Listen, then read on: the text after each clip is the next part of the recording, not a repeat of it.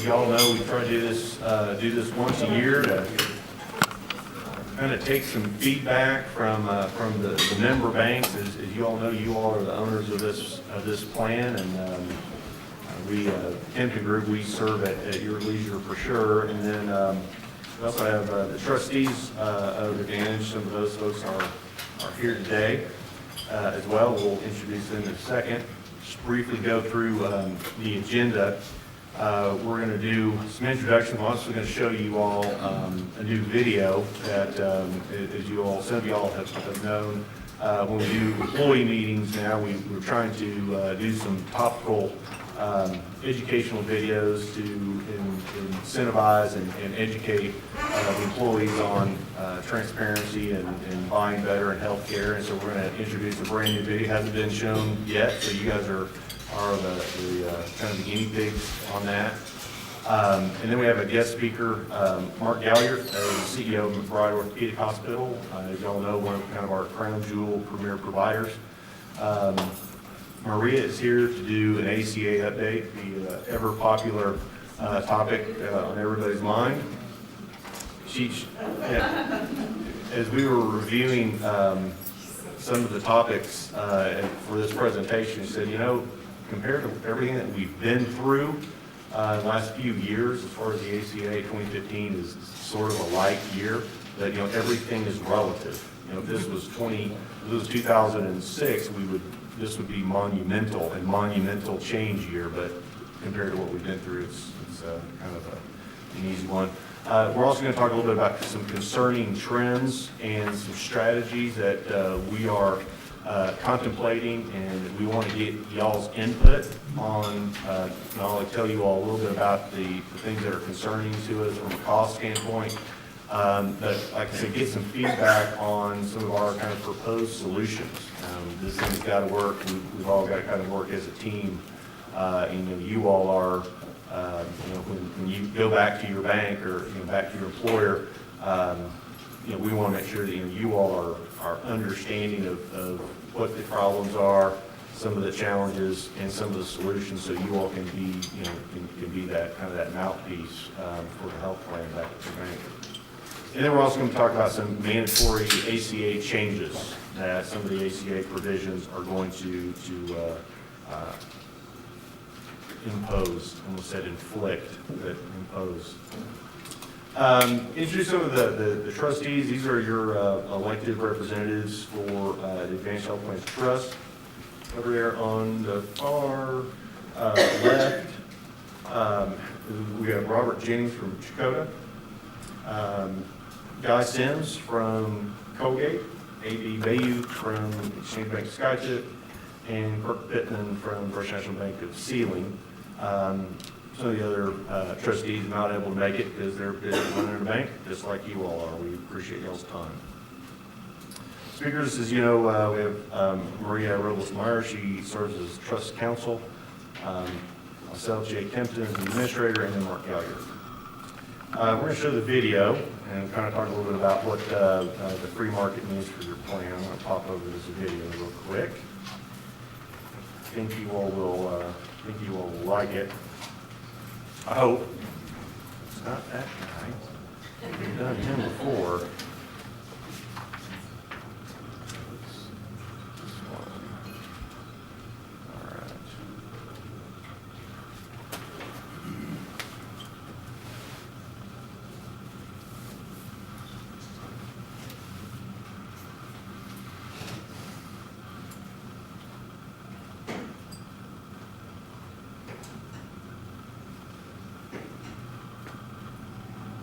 They said, you need a bypass. And so that got my attention. I started thinking, this is going to be not only life-threatening, painful, but it's going to be expensive. We went in and we did the x-rays, we did about 6 different x-rays, and he tells me it's broken, but we don't have to cast it. Well, in the back of my mind, I remember people telling me, Bob, we can help you with this stuff. So I decided that this is what I should do. They explained this was Premier Provider Program, put me in touch with an extremely qualified arterial surgeon. Because our facility is physician-owned, we've taken a giant bill and reduced it to a fraction of what the large institutions charge for the same thing. But a greater percentage of that, a greater amount of that actually goes to the surgeon who is performing the procedure. It didn't cause me to die out of my pocket.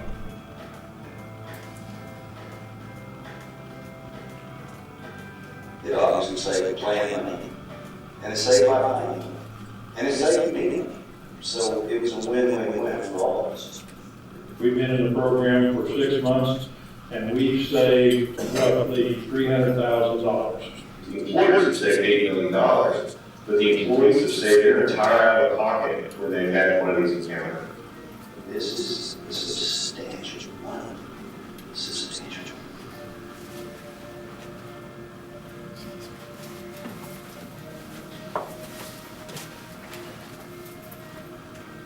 Think about the complexity that having a surgery for an employee has. So you typically get a bill from the physician, you get multiple bills from the hospital, you get a radiology bill, you get a pathology bill, you get consultant physician bills, and then anything you have after you leave the hospital. So you could have 16 different bills.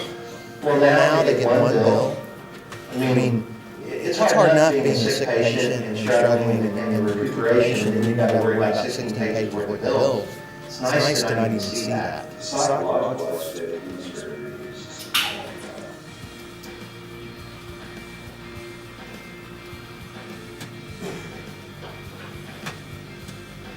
All I did was call the 800 number off my postcard. Then they set up all of the appointments for our employees. Our employees are great in that service. Gaming and Canada took care of everything. They set up the appointments, they made the connections, we got 3-way phone call, timed everything. They made it very easy. It's concierge service. That's what they do. They make all the future appointments for our employees. And makes us small. I just was just so thankful. So thankful.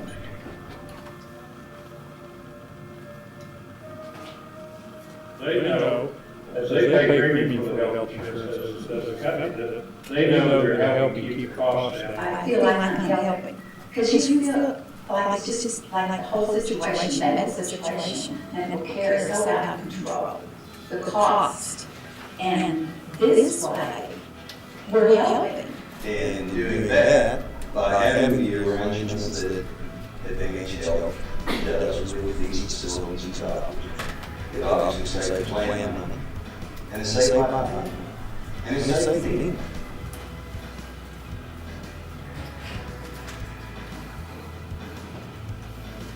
You guys just didn't go out to find some voodoo doctor out here in the You state. guys just didn't go out and find some voodoo doctor out here in the state. The nice thing about it is if we did not own our own The nice thing facility, about it is where the struggle comes in is you've got competing groups. So you have a hospital that wants more of the total piece of a pie. And you've got the hospital or the doctors that want to be paid fairly. You've got the hospital or the doctors that want to be paid fairly. And that was done I couldn't at ask for better service. Orthopedic Hospital. And that was done at McBride, Orthopedic Hospital in Oklahoma City. I mean, they work on the Oklahoma City Thunder. You know, what else can you say? I mean, Kevin Durant will let the guys You know, work on what the else can you say? I mean, Kevin Durant will let the guys work on my men.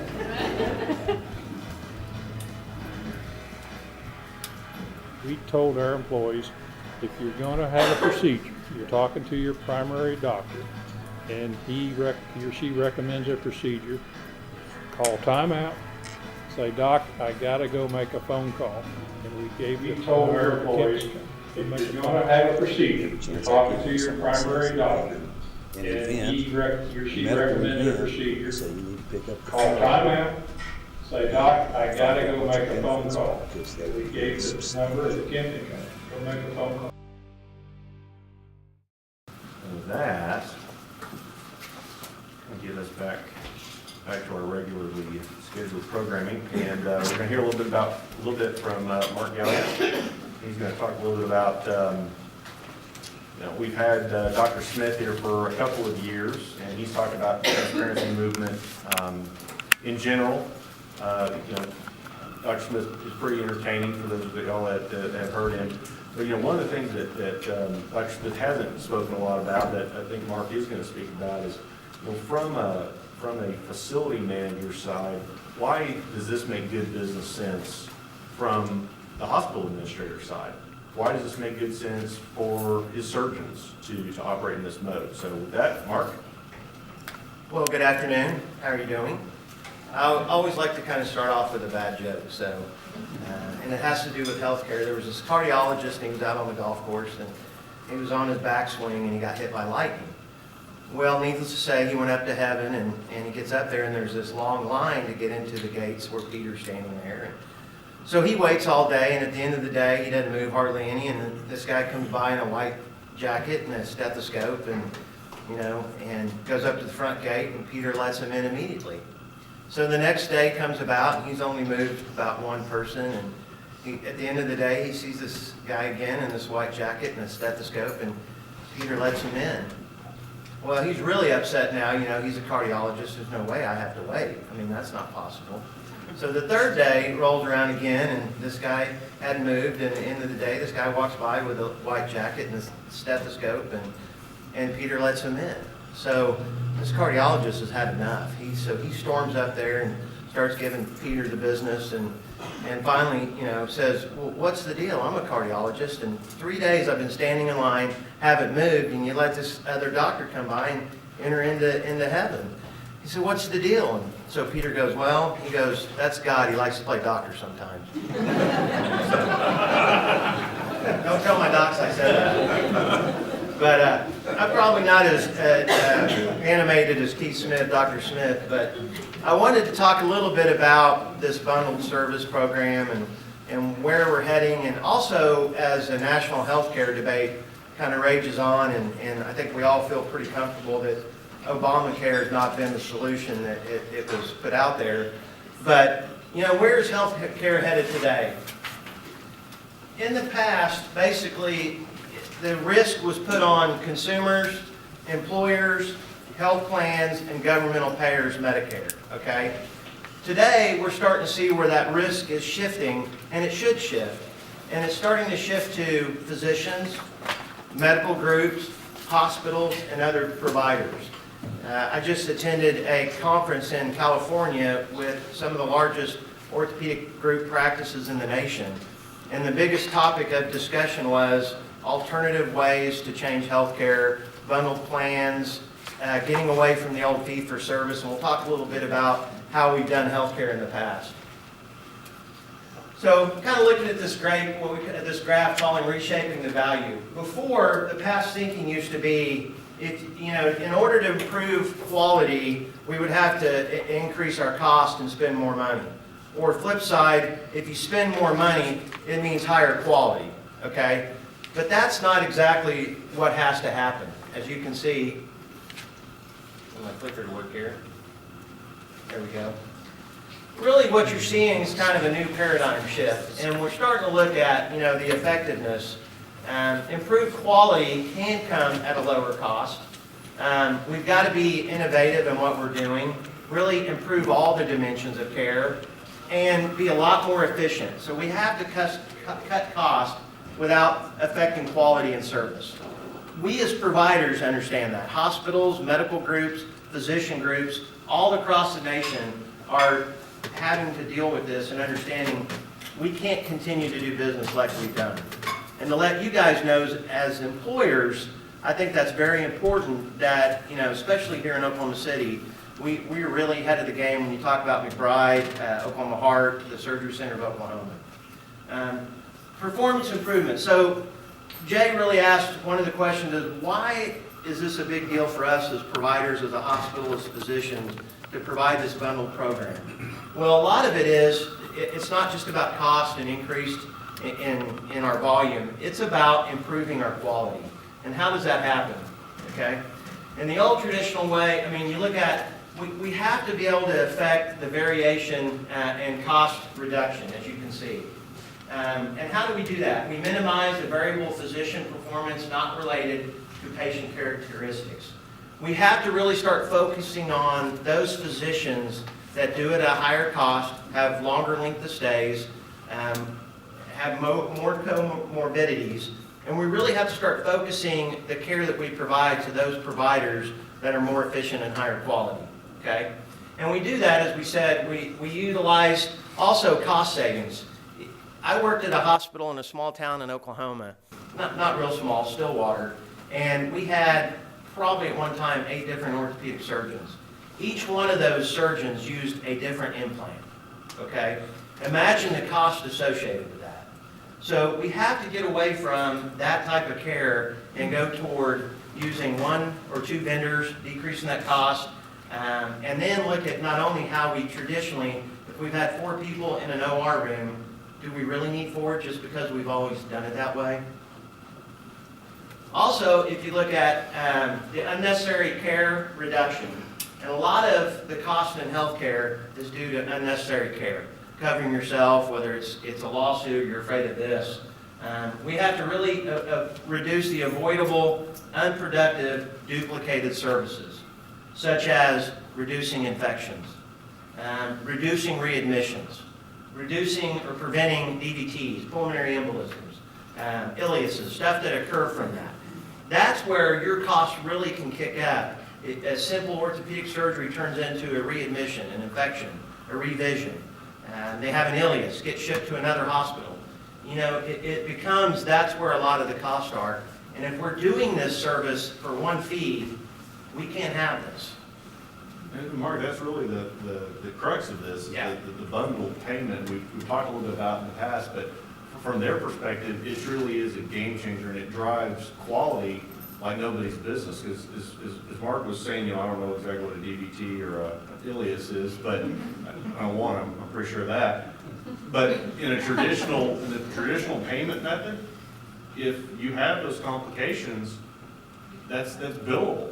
And so kind of in the current healthcare system, I mean, it's hard to say this, but it's the truth, is that the poorer the care that you get at a facility or at the hands of a physician, the more costly it is. I mean, that is incenting the wrong type of behavior, and that's really where you're getting. And where this changes is, not every patient needs surgery. We were incentivized in the old model under fee-for-service. I did surgery, I got paid, okay? If you start doing surgery on patients that don't need it or can really stand it, and you start having these increased complications, and you're doing it for one fee, you're not gonna be in business very long. So it's innovative how it really produces to be better providers. I'm having technical difficulty here. Thank you.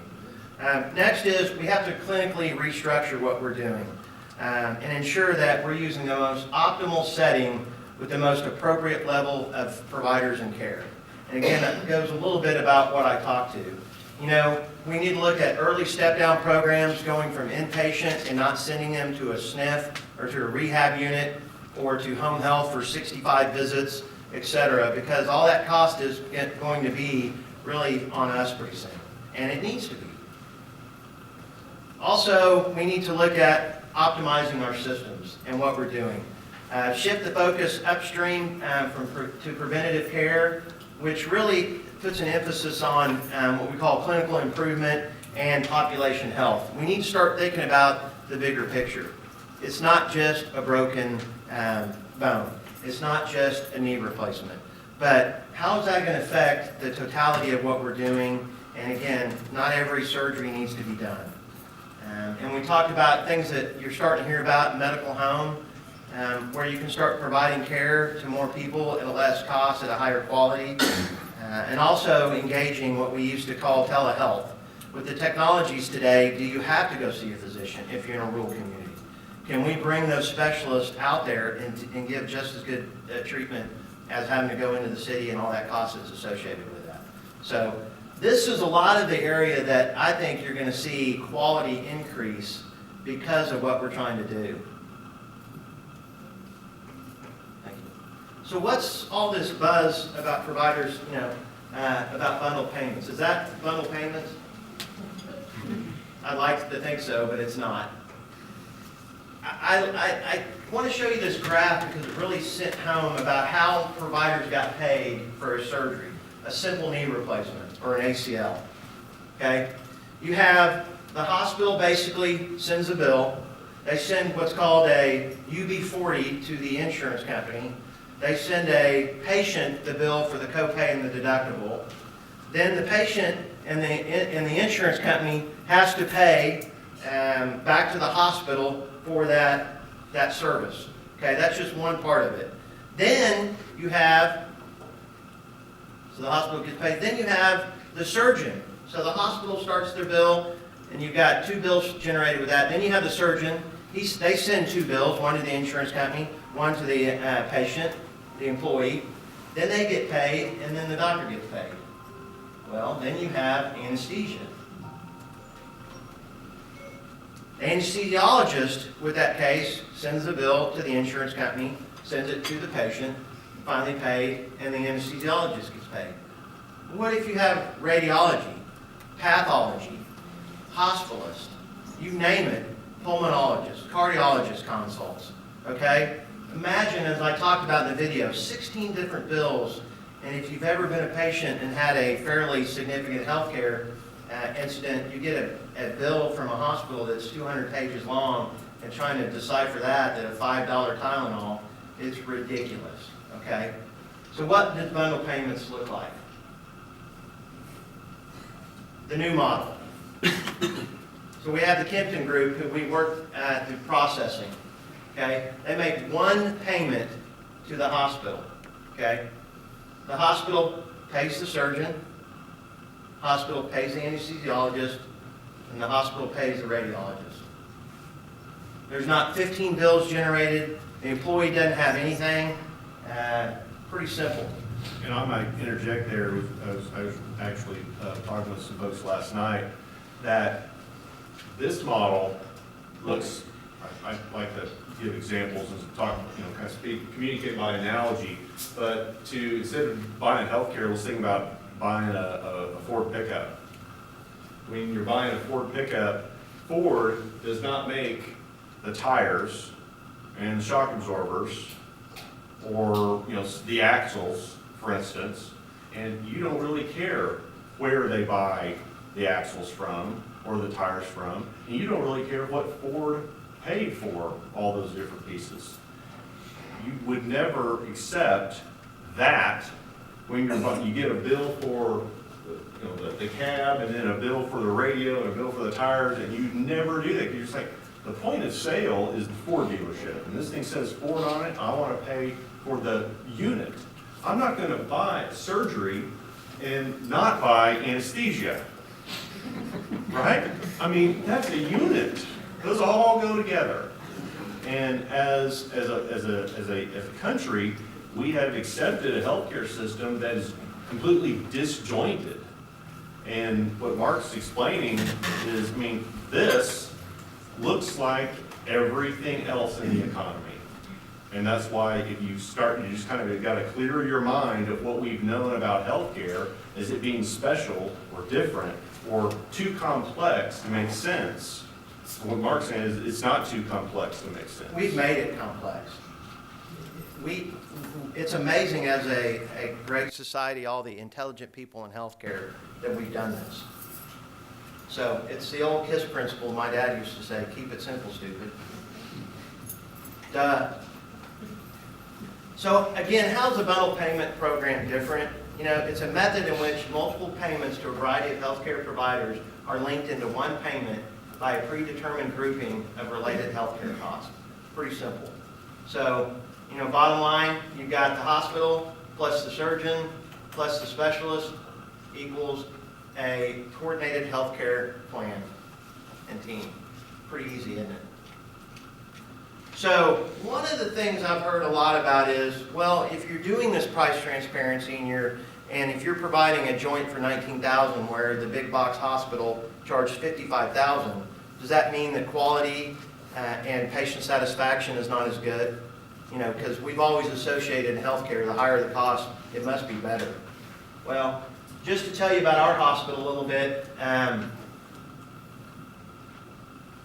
quality, we've been named one of the 100 best hospitals by Health Grades for orthopedic surgery and surgery. This is one of the top health rating groups in the nation. Again, we win that every year. And I'll talk a little bit about Consumer Reports. Patient satisfaction, we won the Press Ganey Summit Award and the Press Ganey Beacon. Press Ganey is the largest provider of patient satisfaction surveys in the nation. We rank as a hospital in their top 3 hospitals in a 3-year period for patient satisfaction. Okay? Also, I'll talk a little bit about modern healthcare. Consumer Reports in 2013 reported us as one of the top 2 hospitals in the United States providing orthopedic care for hip replacement. Also, we were ranked number 1 by Consumer Reports in Oklahoma for providing that care. Okay? So I argue more cost does not mean better quality or better patient satisfaction. And why we're in this bundled rate program, I talk a little bit about. We're also named one of the hottest 40 companies in healthcare by Modern Healthcare, which is the trade publication for hospitals in the United States, because of what we're doing.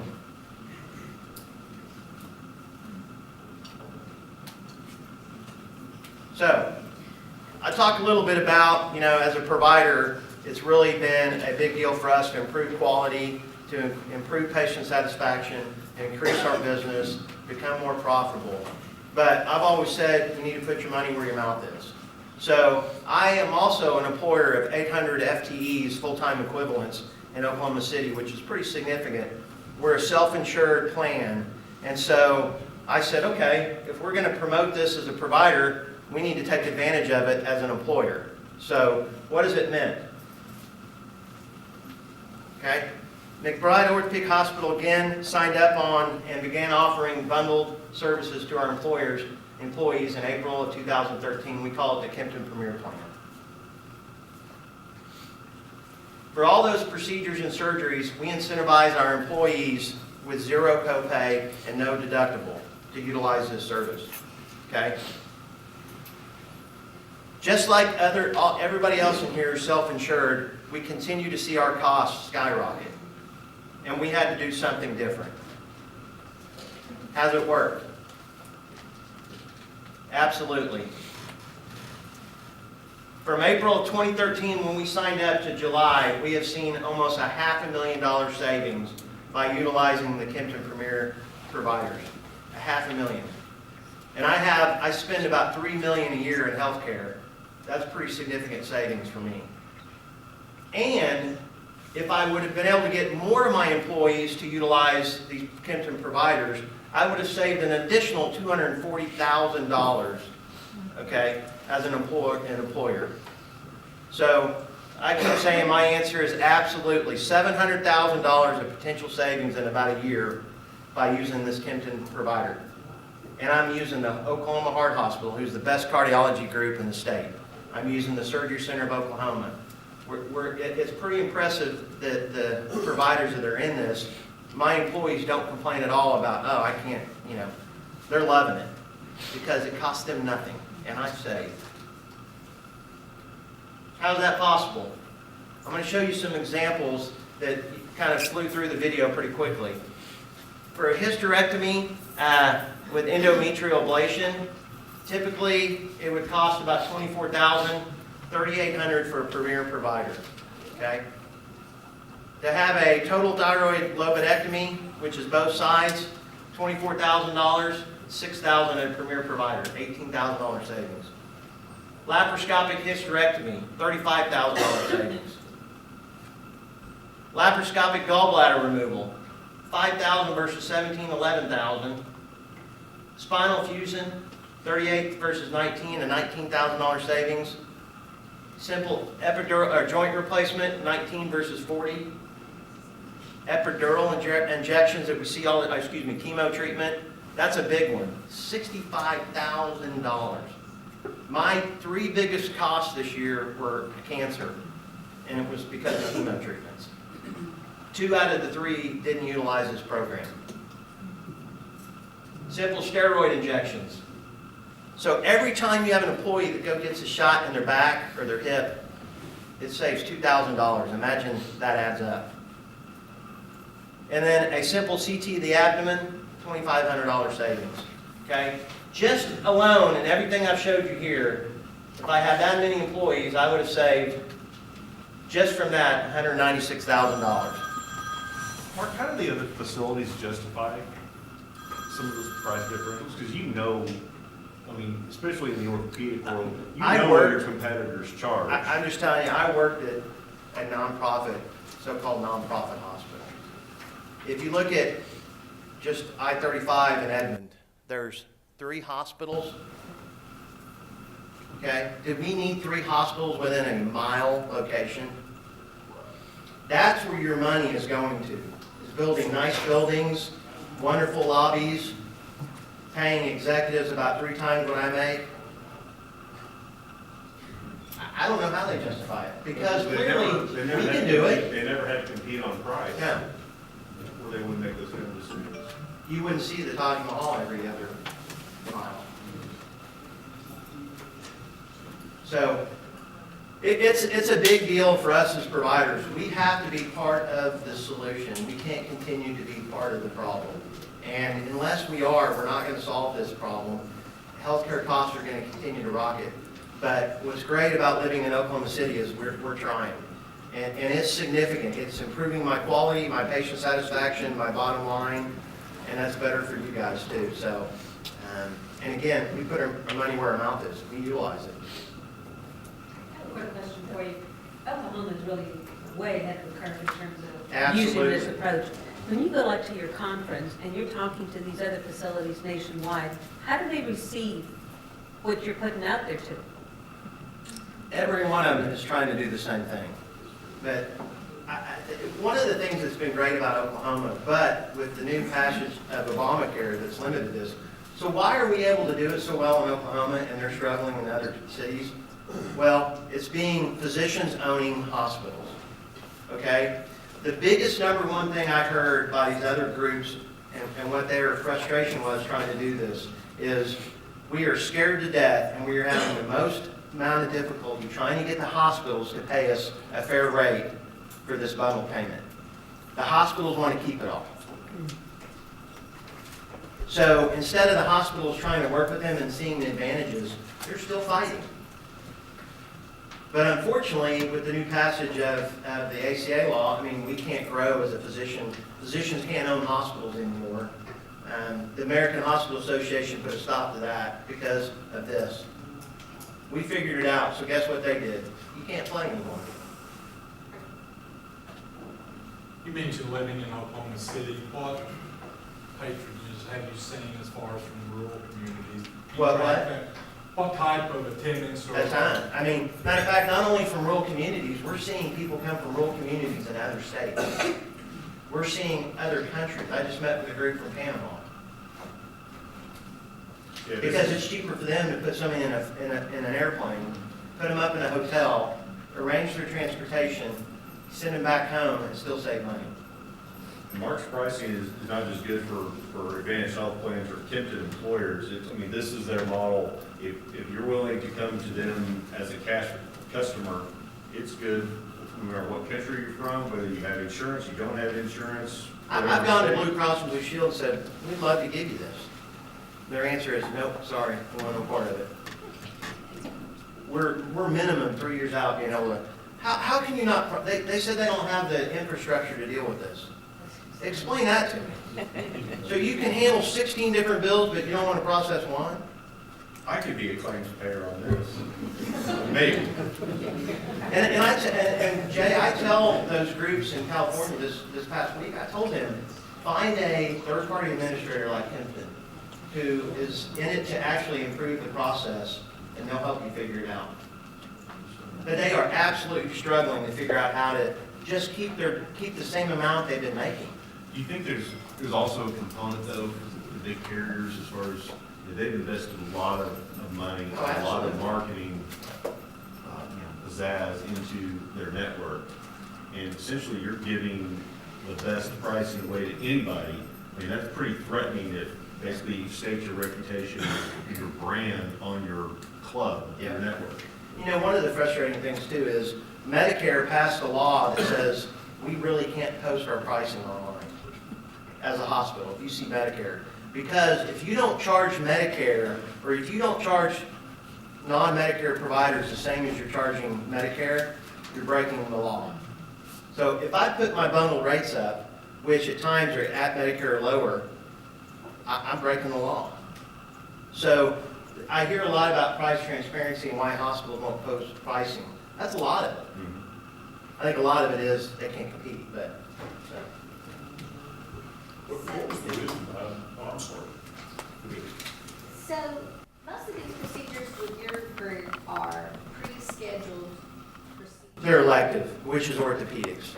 Okay, so like you have someone fall and break their leg real bad or something, and this is your insurance, go to the hospital? But Jay, let's say if we bundle like an ORIF, basically, and it comes in an emergency.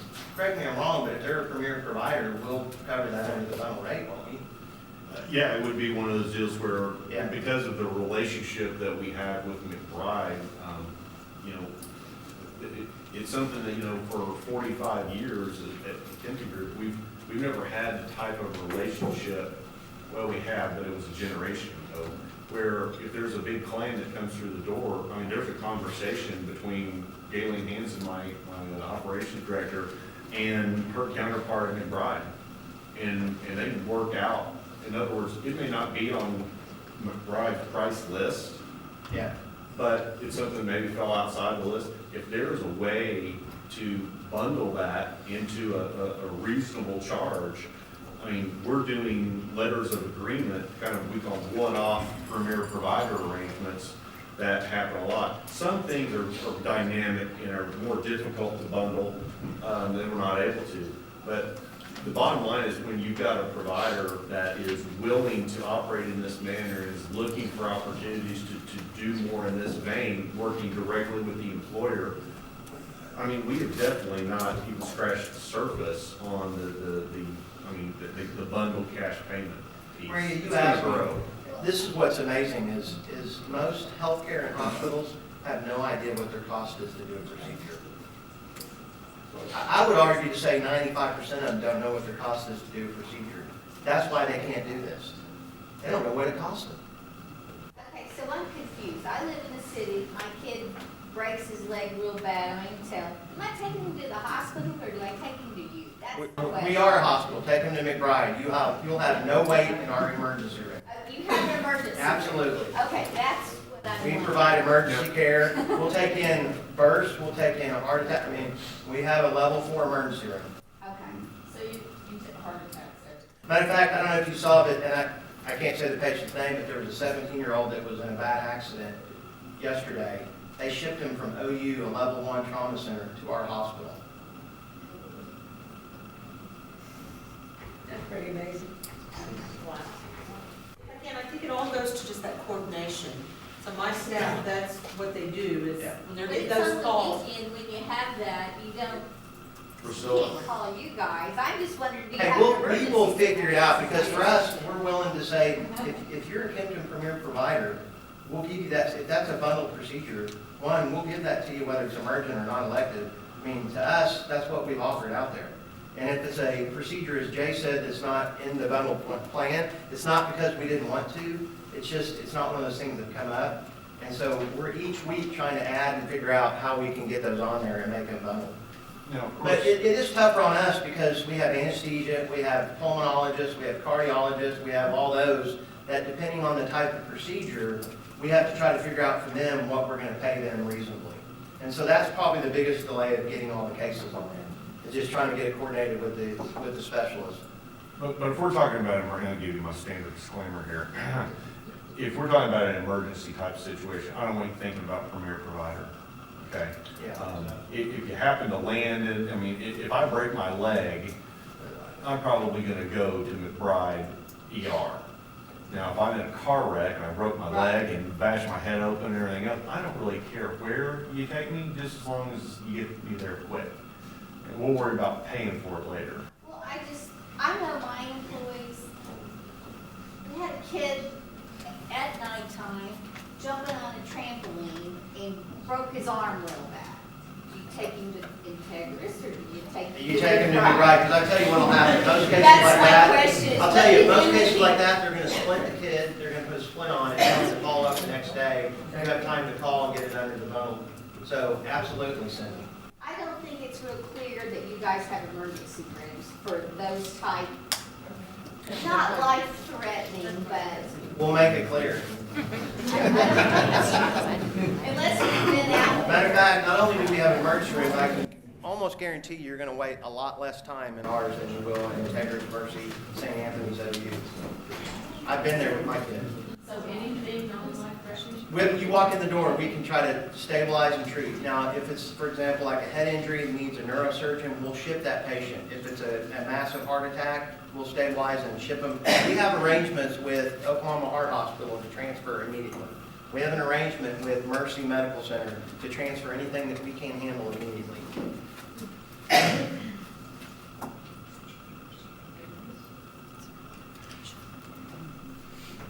Yes? Mark, what was the perceived wisdom that the Affordable Care Act banning doctors from owning? What was the what? What was the reason behind the Affordable Care Act banning doctors from owning? Well, it's competition. The American, see what we're producing? The American Hospital Association, it's been something they can continue to charge $45,000. That's all it was, is to keep competition out of the market. Well, the conventional wisdom that I think they were able to convince the politicians of is that doctors are driving healthcare costs. Yeah, yeah. But let me, what's great about that is, and I'll try not to get on my, hospitals are employing doctors, about 90% of doctors now are employed by hospitals, okay?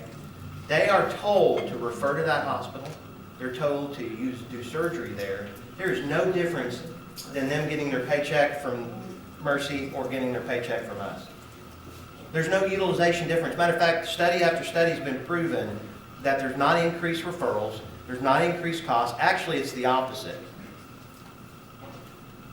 But the American Hospital Association is so big, and all they did, they went to them and said, okay, we'll take $1 million or we'll take $1 billion in cuts if you will exchange. They actually got $1 million or $1.5 billion, just FYI. But if we give up all these big cuts that look good, we want you to keep physicians from owning hospitals. Not only owning, but us, Oklahoma Heart Hospital, we cannot add a bed, procedure room, or OR ever again. Ever. So are you grandfathered? Nope. So We're grandfathered in the ownership. that's okay, that was. That's it. But we cannot grow. We cannot add anything. We can't, yeah. What are the guys in California, they're trying to figure out how to get to it? No, this is where a meeting was. What's happening is a lot of these other ortho groups, they have to do bundle payments. Matter of fact, out of the 80 groups that were there, 60 are participating, and Medicare is doing the same thing. It's called the Medicare Bundle Rate Program, Part 2. They're all participating. 60 out of the 80 are participating in that. And they're all trying to figure out how to do what we've been doing.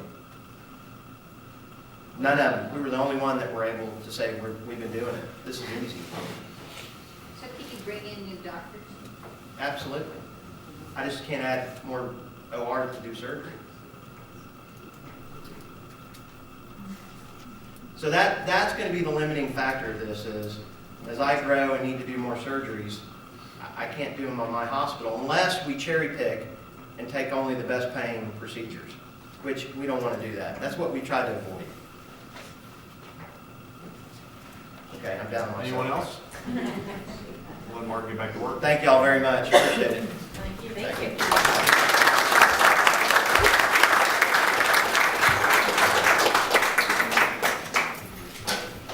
Okay. Thank you so much, Mark. It's nice to hear that there's other crazies out there besides just us.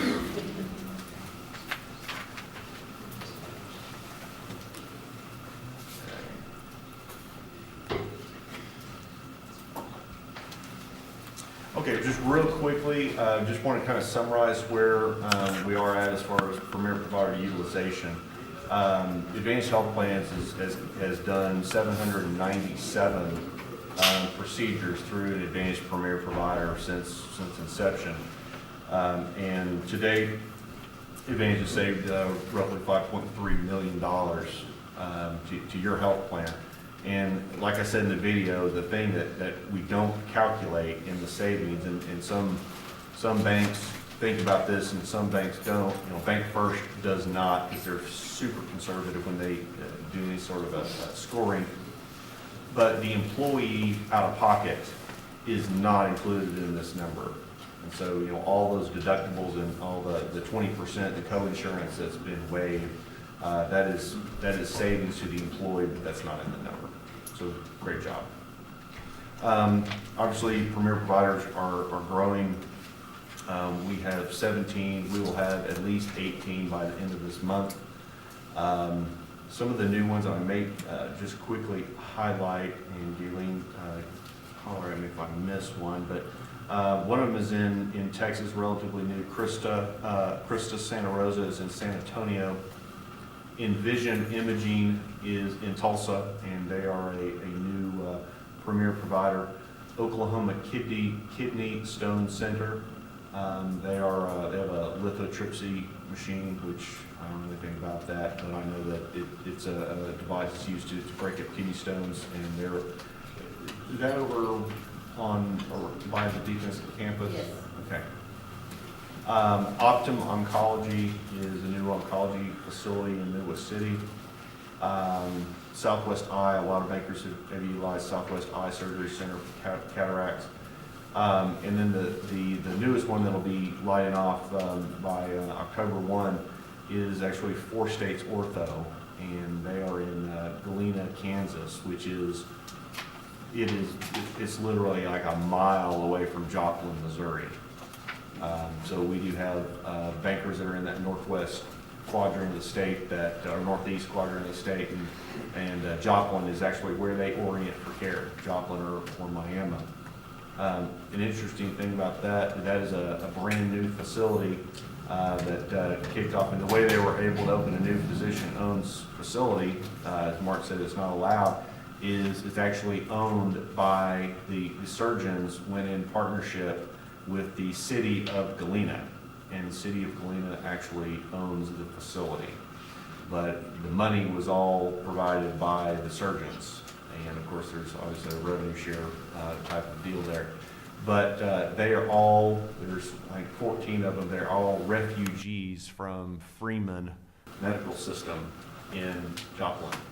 And they all, I've been up there and talked with every one of them, and the common theme was they just could not stomach the way that healthcare was being done at the big system any longer. And they banded together and said, we're going to do it the way we were trained to do it, the way we know that it's right to be done. And it is an absolute amazing, amazing facility. Ironically enough, the 2 big hospitals that are in Joplin are currently retaliating against new 4 States Ortho with the big insurance carriers by saying that if, for instance, if you're Aetna and you want to do business with St. Mary's or with Freeman Memorial, you will not put 4 states into the PPO network. So they're trying to freeze them out, and it's, I mean, that's standard operating procedure that happens all the time. But instead of making concessions and all that, this facility is reacting aggressively and are going directly to all of the casinos and Indian tribes that are right there in their area. And that's where we were one of those that they had reached out to, and I think they're going to be just fine. Not having to play the insurance game at all. Maria? It's up there, but you just call her and I'll look for you. We do have a break coming up as soon as Maria's done, so.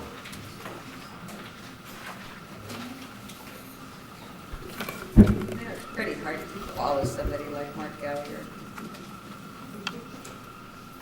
I don't know if you really caught the statement that was made, but when he showed you the consumer reports, that was second in the USA, not just Oklahoma. That's pretty good statistics. I don't have jokes, so I'm just going to get to the meat of it. What I have to say is not fun, and it's not, it is what it is. Okay. I thought what I would do this year is just kind of give you a couple of areas where I want you to sort of pay attention, and, you know, as I tell some people before, I want to plant some red flags in your head, so when you see something, you can go, ooh, should I be thinking about that? So I've got it kind of outlined it in some general subject areas.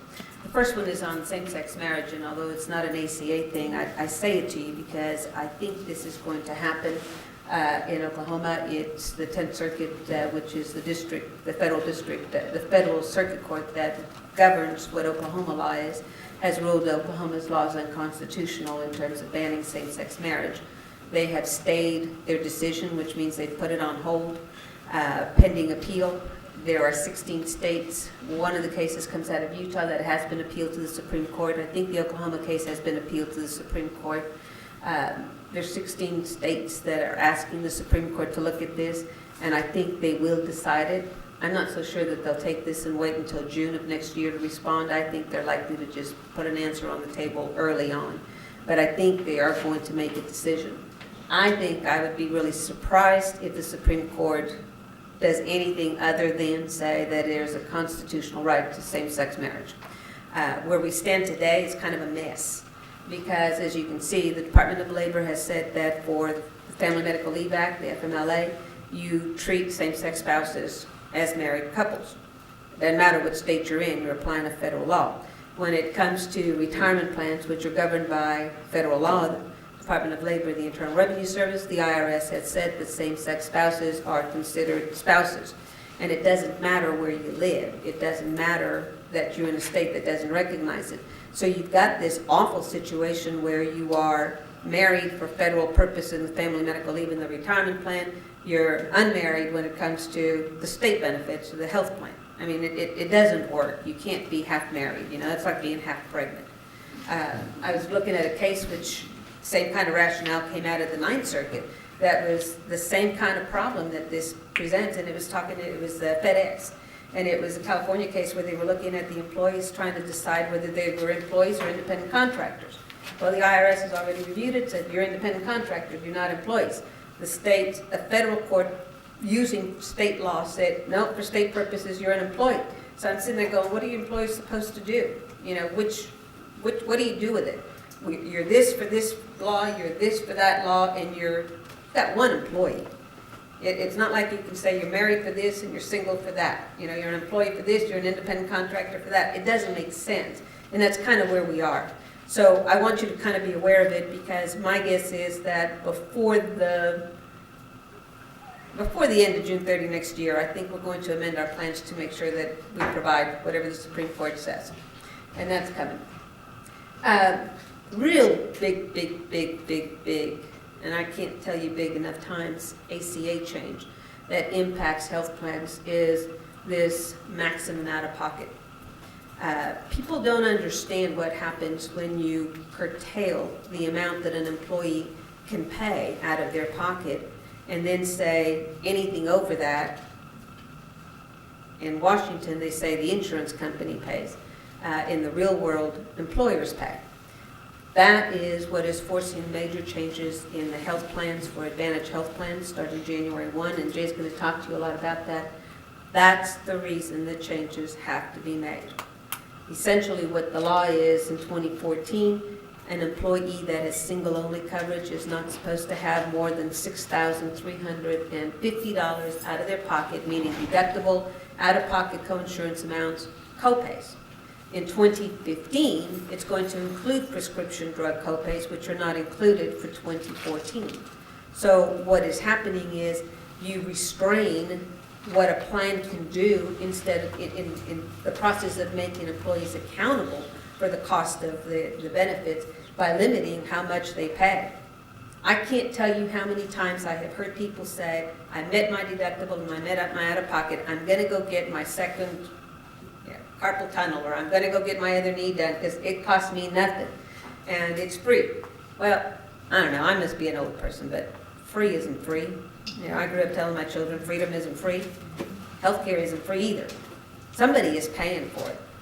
That change in the ACA is going to have severe, severe repercussions when you start looking at what insured plans charge for their coverage and what self-funded plans are having to do to comply with that.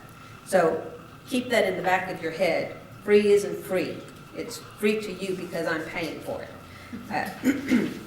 But it's not free. That works. ACA 2010. You know, we were going to figure out what the law was after we had a chance to read it. Some of us have actually read it and are still trying to figure it out. Some of what I have learned is in it is really ugly. Actually, there's very little that I like about the law, to be honest with you. Very, very little. But 2014 was the year where we started to pay for it. If you think about how the ACA came out in 2011, you know, it started September of 2010, and then you moved 2011, 2012, 2013, you saw the expansion of benefits, the preventive services, the same cost for emergency services in and out of network. You saw this expansion of the benefits. But nobody talked about how all this stuff is going to be paid. 2014 is the year where we were going to start paying in two ways. One was we had the individual mandate, which is the part that employees are going to, or really not employees, every taxpayer is going to kick in the pool of money. If they don't have health insurance, they're supposed to kick something into the bucket to help pay for it. You know, that was delayed in 2014. Well, no, it's delayed in 2013. It's in effect for 2014, and it will be seen, its real cobra head is going to come up when people file their tax returns in 2015, January of 2015 for 2014. When I talk about timing and filing, you have to realize that these taxes are primarily IRS collections, and so there's a timing difference between when it's due, when it's assessed, or when it's due for, and when they actually collect it. So the individual mandate is one that's in play. But for this year, we've got three taxes. I'm going to talk about two here, and then I'm going to tell you about the other one. Transitional reinsurance tax is a big expenditure. That $318,000 is the real check of actually it's an ACH draft, of $318,000 coming out of Advantage Health Plans going to HHS so that they can take that money, put it in a pot, and redistribute to insurance companies to help them pay for the cost of healthcare costs on the exchanges. We get to subsidize the adverse selection on the exchanges. I'm like, surprise, didn't we tell you it was going to be an adverse selection? $318,000, that's real money. I'll translate that to you. The Feds built a boat with holes in it, and this is for patching. I find it really ironic, I said this last year, but I find it very ironic that your self-funded health plan is being taxed $318,000 a year to help Blue Cross with their losses. How much does that break down to $63 per member. Per belly button, belly button. You know, funny thing is HHS, I've sat in on a bunch of webcasts trying to figure out how this process gets paid because HHS does not have a collection system in place. And that's surprising. The IRS does, but they don't, so they have to reinvent the wheel to do it. That tax is a contribution. They don't call it a tax. That is a contribution. It's a tax. But that's what the Advantage is going to have to pay this year. The PCORI fee, and just to make it clear, Advantage is filing that, Advantage is paying that. You don't have to do it at the individual bank level. Okay, it is Advantage that's paying it as a whole. The PCORI fee is the Patient-Centered Outcome Research Institute. Advantage is a fiscal year trust, therefore 2014 is the first year we paid. In 2014 it was $1 per participant and translated into $5,300. Next year it's $2 per belly button. I'm projecting it to be about $12,000. That again is a tax. I mean, that's real money going out, we get nothing for it. Megan made me put this next point in there because she said this is where she wanted it on the deal. Just a reminder, The Department of Labor is becoming very aggressive about doing audits and looking at plans and looking at health plans and looking at compliance with the ACA. So the summary of benefits and coverage, those funny little forms, they are on the website. Make sure that you tell your employees that it's there. They can access it, I think, by going to AHP, the Advanced Health Plans Trust, on the website. If you need a hard copy, call Megan, she can make sure that you get it. But hand it out to people. Personally, I think they're absolutely worthless, but they're a compliance item. They were intended to help people shop on the insurance exchange. If I offer my employees one plan or two plans, they don't get to shop for 4, 5, and 6. They get a choice of what I give them. But that's out there, so kind of be sensitive to it. There are going to be some other notices that are going to be on there. When you get the emails from Megan that says these new notices are out there, make sure you pick them up and distribute them. Put them out where people can see them so that if your facility is ever audited to see that you did do it, you show that you complied, okay? So they're out there. What I really want to talk about is the other part. I'm looking at my phone, not because I've got a telephone call, because I have a timer on here.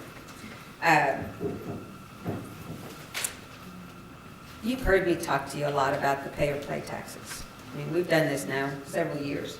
The time has come. The money will be paid.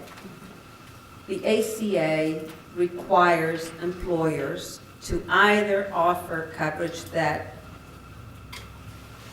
somebody in Congress thought was the appropriate level of coverage, or be fined. This, again, is not a tax. It's an assessable amount.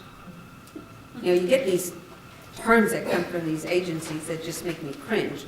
It's a tax. It's a non-deductible excise tax. Now, I want to kind of go through it and kind of remind you what it is, because 2015 is the year for which the reporting is going to have to start. So when you're getting people talking to you about the reporting in these forms, and you probably have seen some, the Form 1094, 1095, you're going to hear people talking to you about that. This is what it's about. So I want to remind you what it is. The tax is a two-pronged snake, really. I need to relabel my presentations to give it a new title. The sledgehammer, which is the big one, is $2,000 for each full-time employee if you fail to offer coverage to the appropriate range of employees or you don't offer minimum essential coverage.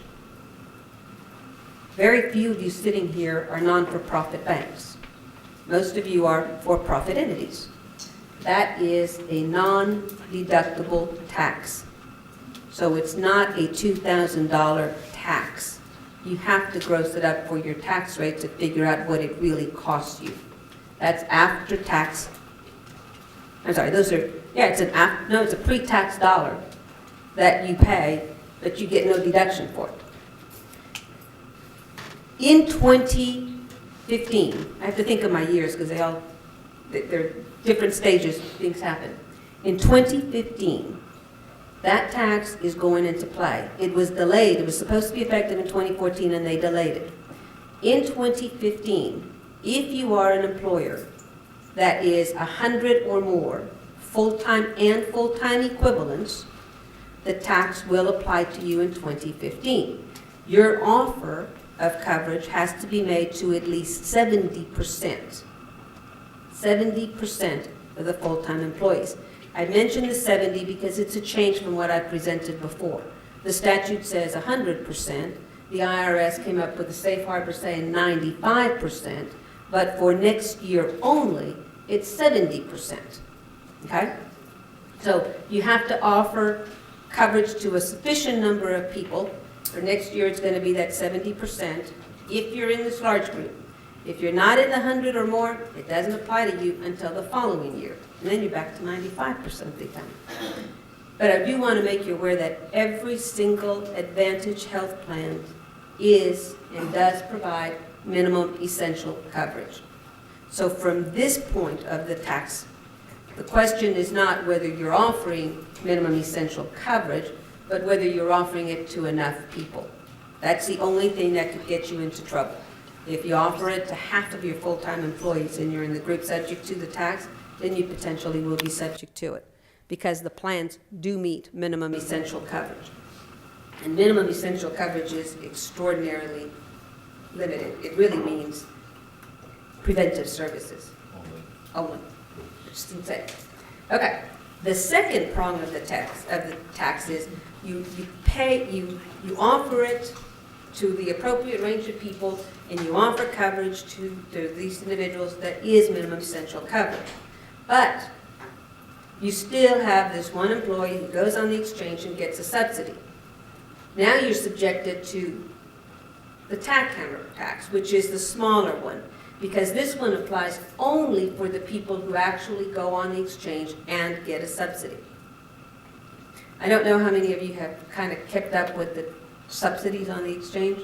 The estimate is that about 90% of the people that are on the exchanges are getting subsidies.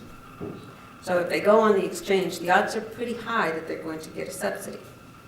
But if you're offering coverage and you're in this scenario, now you're in a situation where you offered the minimum essential coverage, you offered it to a sufficient range of individuals, but either it was not affordable for the individual or didn't meet minimum value. Minimum value is the concept that says the plan must pay at least 60% of the total cost. And it comes from this mythical calculator that DHS has created, where you plug in what they think you ought to plug in for variables, and then it gives you this number as to whether or not you meet it. All of Advantage plans meet minimum value. It seeks to describe the overall richness of a plan, using a kind of an arbitrary, federally established standard. But when you hear percents of minimum value, some of our trustees were like, no, the problem is they're trying to make it make sense. I had to tell them, don't try to make it make sense, because it doesn't. You just need to know that if you plug in some plan design variables, what's the deductible, what's the out-of-pocket, does it cover hospitalization, does it cover prescriptions, some very generic, very broad categories, and you push calculate on the Excel sheet, it will spit back this federal spreadsheet with most of the formulas and cells are hidden and locked. It'll spit you back a number, and that number is going to give you the relative value of your benefit plan that you just plugged into the calculator. And so when they say 60% of what, the only answer I was able to give them is 60% of what the federal government views as valuable. And don't ask too many questions. It's really kind of a nonsensical calculation, because like in Advantage, where you have premier providers where the employee does not pay the deductible, they don't pay any out-of-pocket with that particular treatment, there's no way to put that information into the calculator. So it doesn't take that into account. It assumes that if you have an outpatient procedure, then the deductible and the coinsurance and everything is part of the plan. So when we look at our number is actually better than what we get on the calculator. But the calculator doesn't have any ability to provide variables. It's a fill in the box, and you're limited. Can't take into consideration some of our benefits. You can't, you just can't do it. You can only put in the pieces that they ask you for, which is kind of nutty. But all of the AHP plans have met minimum value. Most of them are way above the 60%. Affordable is the key component. Now, that is correct. What you're staring at in your papers may not be. Somebody said, just tell them it was a test, see if they're really paying attention. But for those of you that are looking at it on your thing where it says 95, that's 9.5, not 95. And what that means is, in order to be affordable, and I'm giving you the safe harbor, the IRS says that if you charge your employees no more than 9.5% of their taxable compensation you have made, for single coverage only, it is affordable. The importance to you is, if it is affordable, it meets minimum value, it has the essential coverage, you offered it to everything, it is irrelevant to you whether they get a subsidy or not, because you will not be taxed with a penalty. You will not be hit with the tax. So the key factor here is in making sure when you set what you charge your employees, because you control that. When you determine how much employees are being charged, analyze what you're charging them and determine whether or not your charge is going to meet the 9.5%. Okay? That's just a safe harbor. Now, I'm going to tell you, from a business point of view, you may have 1 or 2 employees where it is more than 9.5%. That is not the end of the world. All that means is when they finally fill their tax returns and the IRS does their real calculation as to whether or not this was affordable based on their household income, not the employee income, if it's still not affordable, then you may be hit with that $3,000 penalty, but only for that employee, not for all of them. So it's not the end of the world if one falls through the cracks because you didn't give it to them cheap enough. It's a household income computed on adjustable gross income. It's off the tax return. That's where 2016 is going to be the year of surprises. So if you had someone that had a ranching operation and had a huge farm loss, So as long as on your end, you charge no more than 9.5% to that employee's, based on that employee's taxable compensation, you're still okay.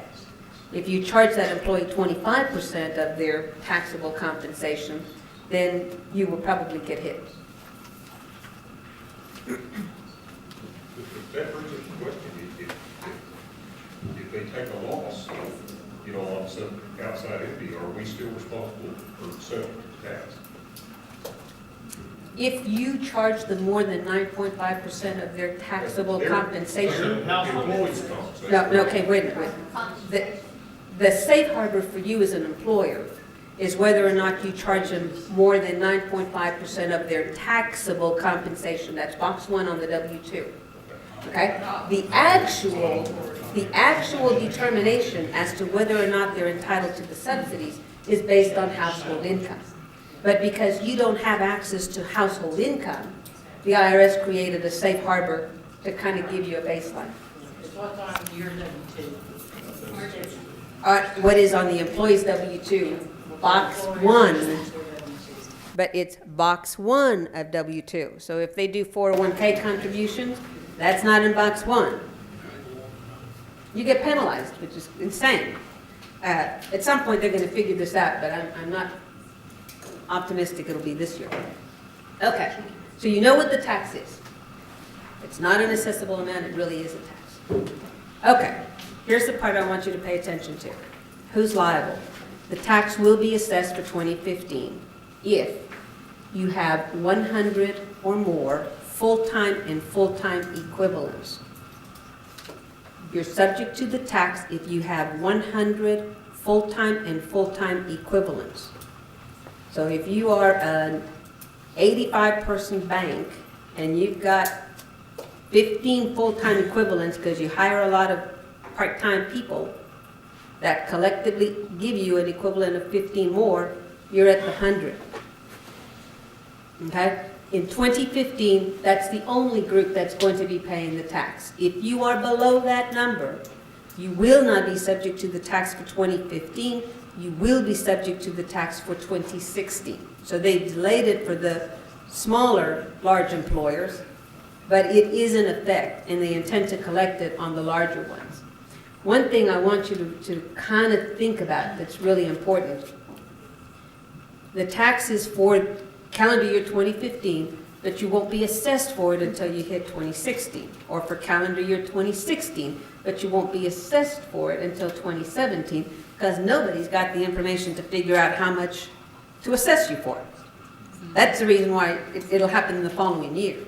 And I'm going to show you what's going to happen. But I do want to make sure that you understand from a bank point of view, employer means your control group employers. It means entities that are under common ownership or control. They are treated as a single employer to get to that 100 or 50, whatever the number is. You have to aggregate all of your entities, even if they have separate charters. If you have one common holding company that owns them, do a control test analysis to decide whether or not you are that. Because that's where people are going to get surprised.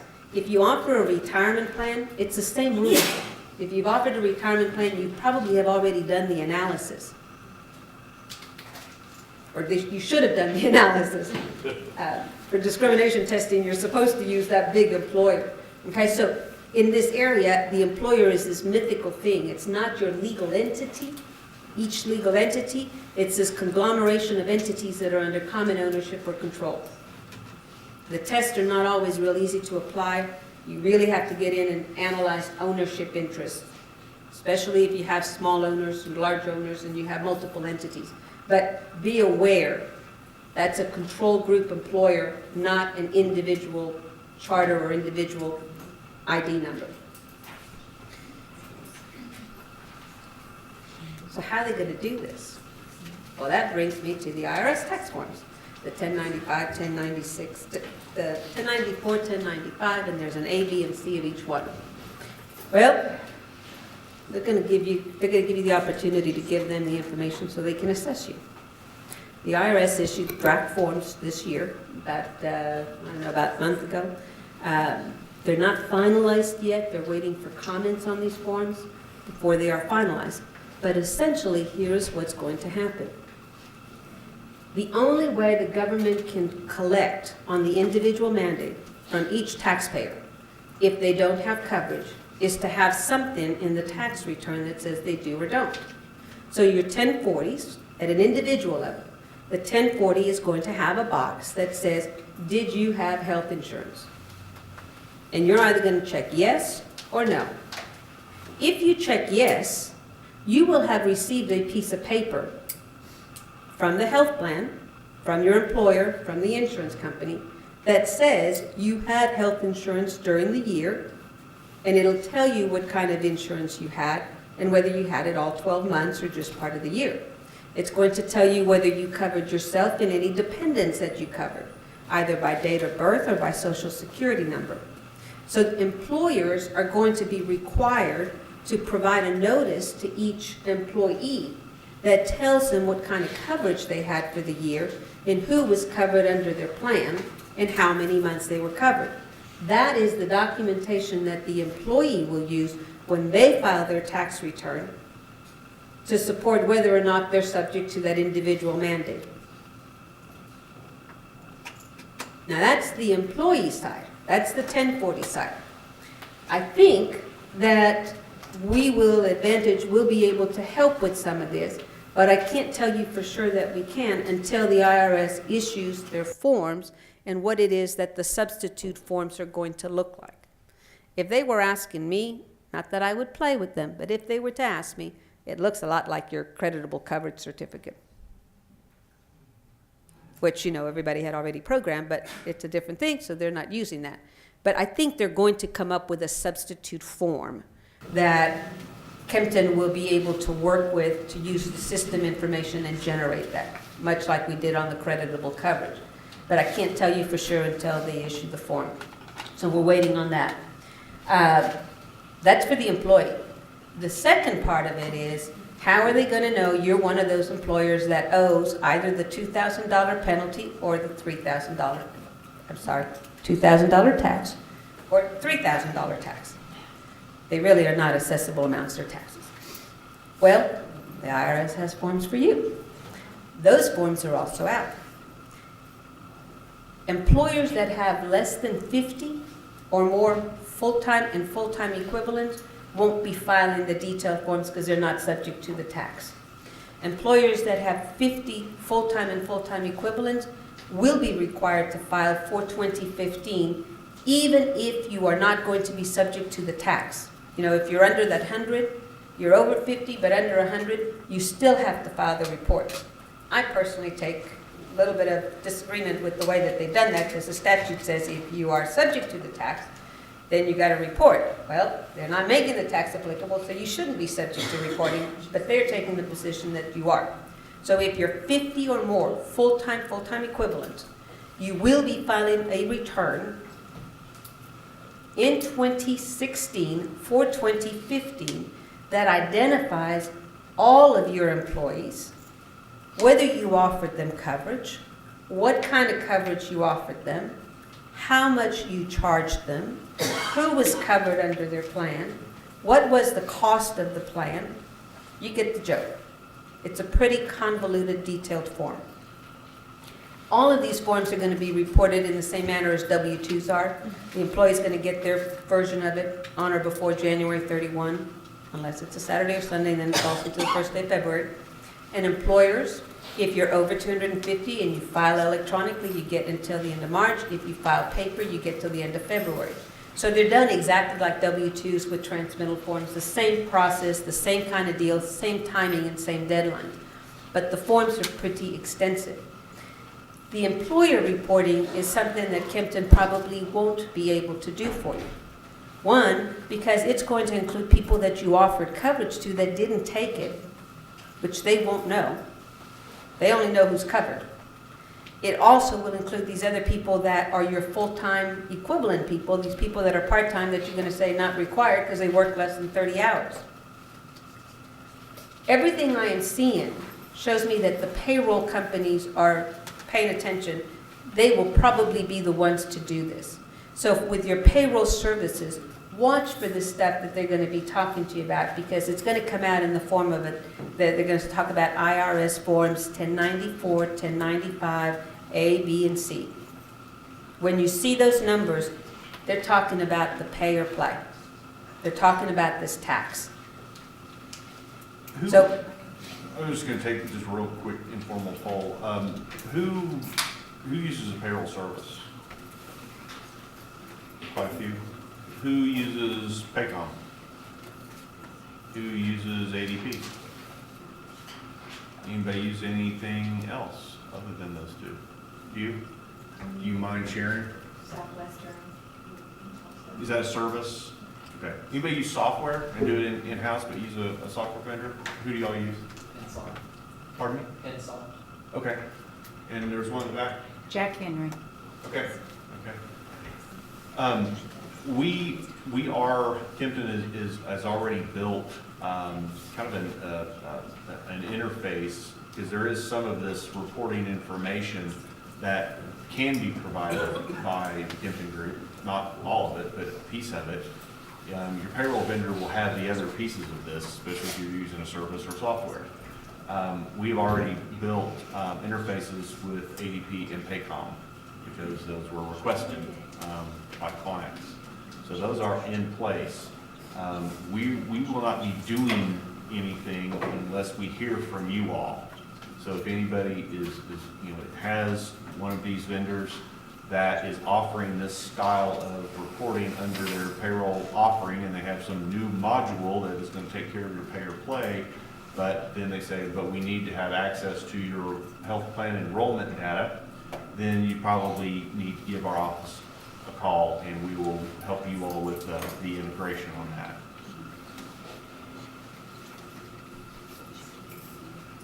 Move on. did it all make sense? Any questions? One other thing I'm going to tell you is I'm an eternal optimist, and I still have, not a whole lot, but just a little tiny bit of optimism that maybe at the election time this year, we might get something that gives us just enough of a change to get people to pay attention and fix some of the stuff that doesn't work. I think bankers have that same hope. I bet you do, because you're in just as bad of a place with the financial reporting. Well, that's all I have to say for today. Let's take a break. Thank you, Maria.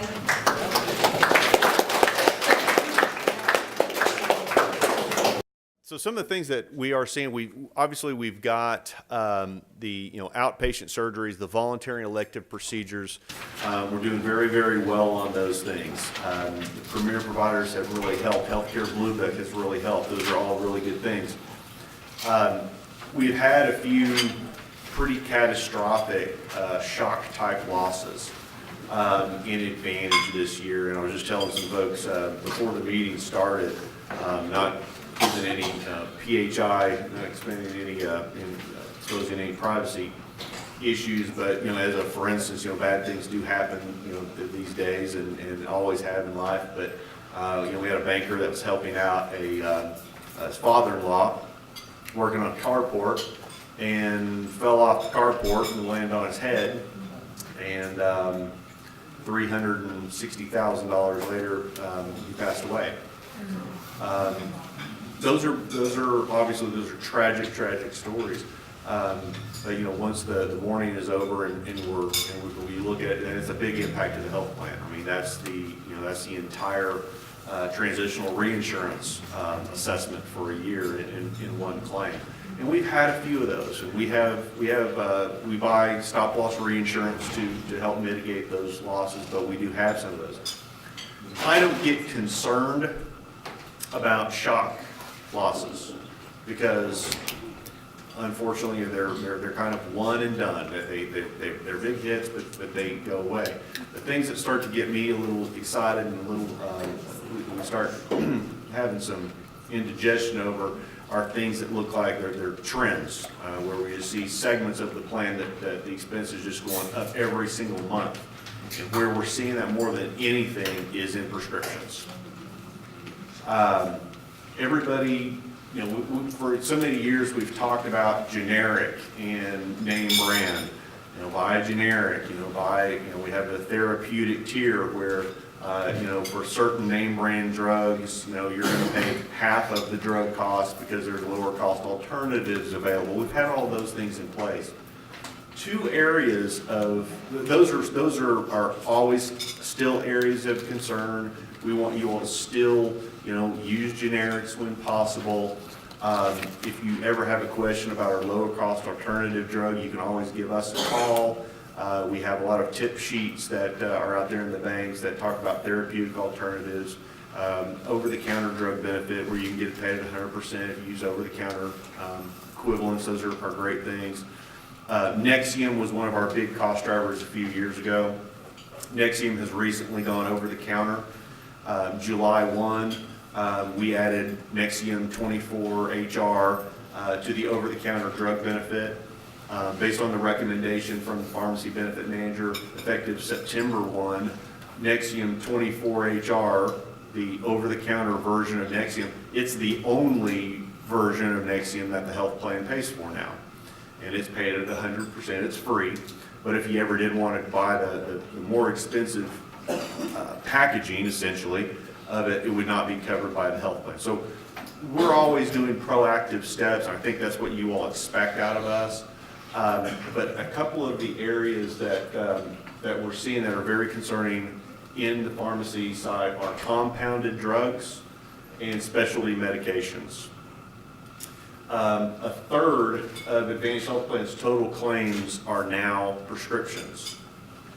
10 years ago, the benchmark was usually about 20%. If pharmacy becomes 20% of a health plan's spend, overall claims, if more than 20% of them are prescriptions, that's when the red flag started going up. So you're spending too much on pharmacy. You need to adjust your pharmacy benefit. You need to educate your employees to buy better because that spend is becoming too high. Now we're at a third. And it's not just Advantage, it's all health plans. So it's a whale of an expense.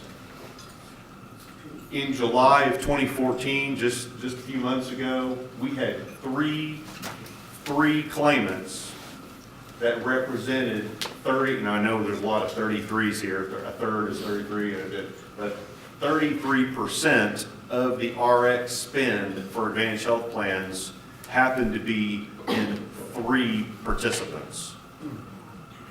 We've never had that happen. You just don't have prescriptions that can throw off your healthcare spend that quickly. But I mean, we could end up having, you could have 9 or 10 participants on one of these drugs, and you could see your prescription cost, we could see it double in a month.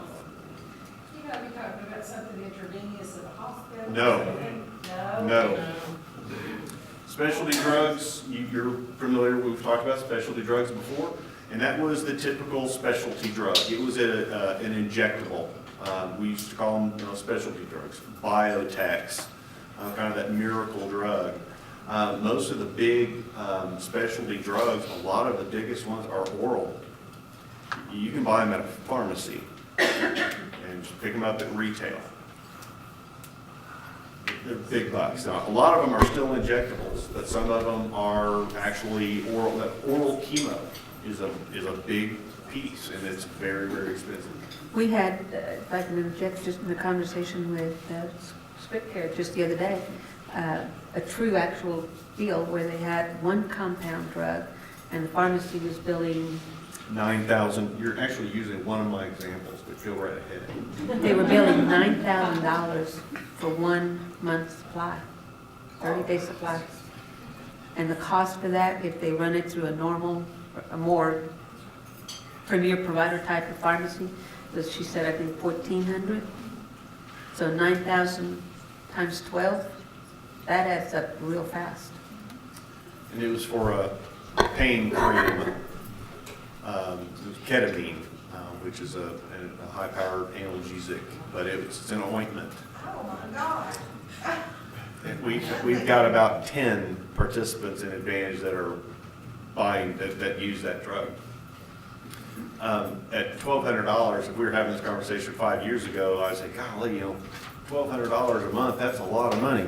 But now when we see it at $9,000 a month, that's really a lot of money. So compounded drugs, does anybody does not know what a compound drug is? So everybody pretty much is familiar with the concept. Smart, I didn't know that. No one's gonna raise their hand. All right, maybe he's the only honest one here. No. Traditionally, historically, compound drugs were really in one category, and they were generally going to be hormone replacement drugs for females. That was kind of the prototypical compounded drug. It was something that had to be kind of crafted fairly artfully. I mean, as far as adjusting, you might have to have several different hormones used in conjunction, and the particular dosage had to be really personalized for the individual to have maximum effectiveness. That was the prototypical deal. Now, what has started to happen, and I'm not going to go through I'm going to try to keep it simple, keep it quick, but because compound drugs are not a drug in and of themselves, there is no such thing as a compound drug. It doesn't have a name. Think of it as a vessel that you can put multiple drugs into, and when you put the cap on this, what you have in here may not have a name because it's a mixture. That is a compound drug.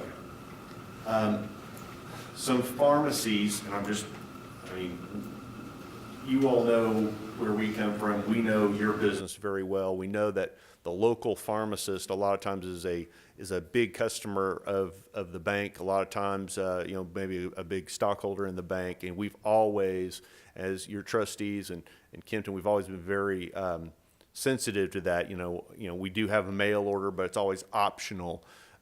Things of that nature. We're starting to see the compound abuse. It is not occurring at the big chains. It is occurring at the community pharmacy. But what they're doing is some pharmacies are seeing compound drugs as a way to get around some of the pharmacy program edits or the controls. For instance, you all know that if the drug that you're buying is not a maintenance drug, and we can only get, as a participant, we can only get a 33-day supply for one copay, right? We all kind of know that. We also know that we can't go and get, for instance, that month's worth of drugs, we can't fill it after a week. If there's an edit called a fill too soon edit, it's kind of the same edits you don't have in your banks with some of your credit cards and stuff. With a compound drug, and I'm not a clinical pharmacist, but I'm going to use my water bottle as an example. If this compound drug that is here contains not 2 or 3 different drugs, but contains 15, 20, 17, 9 different drugs, they can lower the individual component, the dosage down far enough that this bottle, none of the individual drugs in this bottle are more than a 30-day supply. And so they can fill 10 prescriptions and get 10 dispensing fees with 1 tube of cream. And because of each individual dosage is so low, but it contains so many, there's multiple components in this compound, they can also configure it to where they can fill that cream, I'm using a cream as an example, they can fill that maybe 4 times a month. So the participant is getting 4 tubes of this drug. They're getting it once a month. And a lot of times the pharmacy is going above and beyond in that high level of customer service and is offering just to mail it to their house. Pharmacies do make a dispensing fee. I mentioned that a minute ago. You all may not know that, but in addition to making their margin, whatever the margin is for what they're selling versus what they bought the drug for, they're making that profit, but they also get a dispensing fee from the health plan. Maybe it's $3, maybe it's $4 for certain drugs. And if you're able to fill 12 drugs once a week for 4 weeks, for one prescription or one patient, you can see where that money can really add up. And that's where we end up getting the $1,200 compound that's being billed to your health plan, $9,000. We've also heard that a lot of the pharmacies, because of that, they're very willing, ready, willing, and able to waive the employee copay. As you can definitely see how they would be able to do that. So the patient, your employee, is very pleased with this arrangement. They don't have any problem. It looks like great customer service and everything else, but your employee does not know what the actual cost to the health plan is. So what we're doing this is going to be a change that was effective September 1, so this has already happened. But effective September 1, any compound drug that is over $250 a month, there's going to be a stop put on that drug at the point of sale. Okay? So any compound that's over $750 for a month is going to get a stop put on it at the point of sale. And at that point, the pharmacist is going to have to call Script Care, which is the pharmacy benefit manager for Advantage, and they're going to have to tell Script Care what are they attempting to fill, describe each component piece with its NDC number, National Drug Number, the dosage and all that. And so Script Care is essentially going to reverse engineer this compound, and then they're going to bounce the pricing of that compound against Script Care has now has their own compounding pharmacy. And they've been pitching this program to me for about a year now, saying, you're getting robbed on compound pharmacy. You need to make it mandatory for all compound drugs have to run through Script Care. That makes us a little bit nervous as well. I don't trust PBMs much more than I trust anybody. I mean, they're Bruce, am I right? They're to be watched. So putting all our eggs in one basket was not the solution. So we kind of crafted this hybrid that said if the local pharmacy is filling that drug, it's over $750, they're going to have to describe the component pieces to Script Care. Script Care is then going to bounce those prices off of their internal compounding pharmacy cost. And if the drug that is the retail pharmacy, if they are charging more, they will be given the opportunity to match Script Care's cost.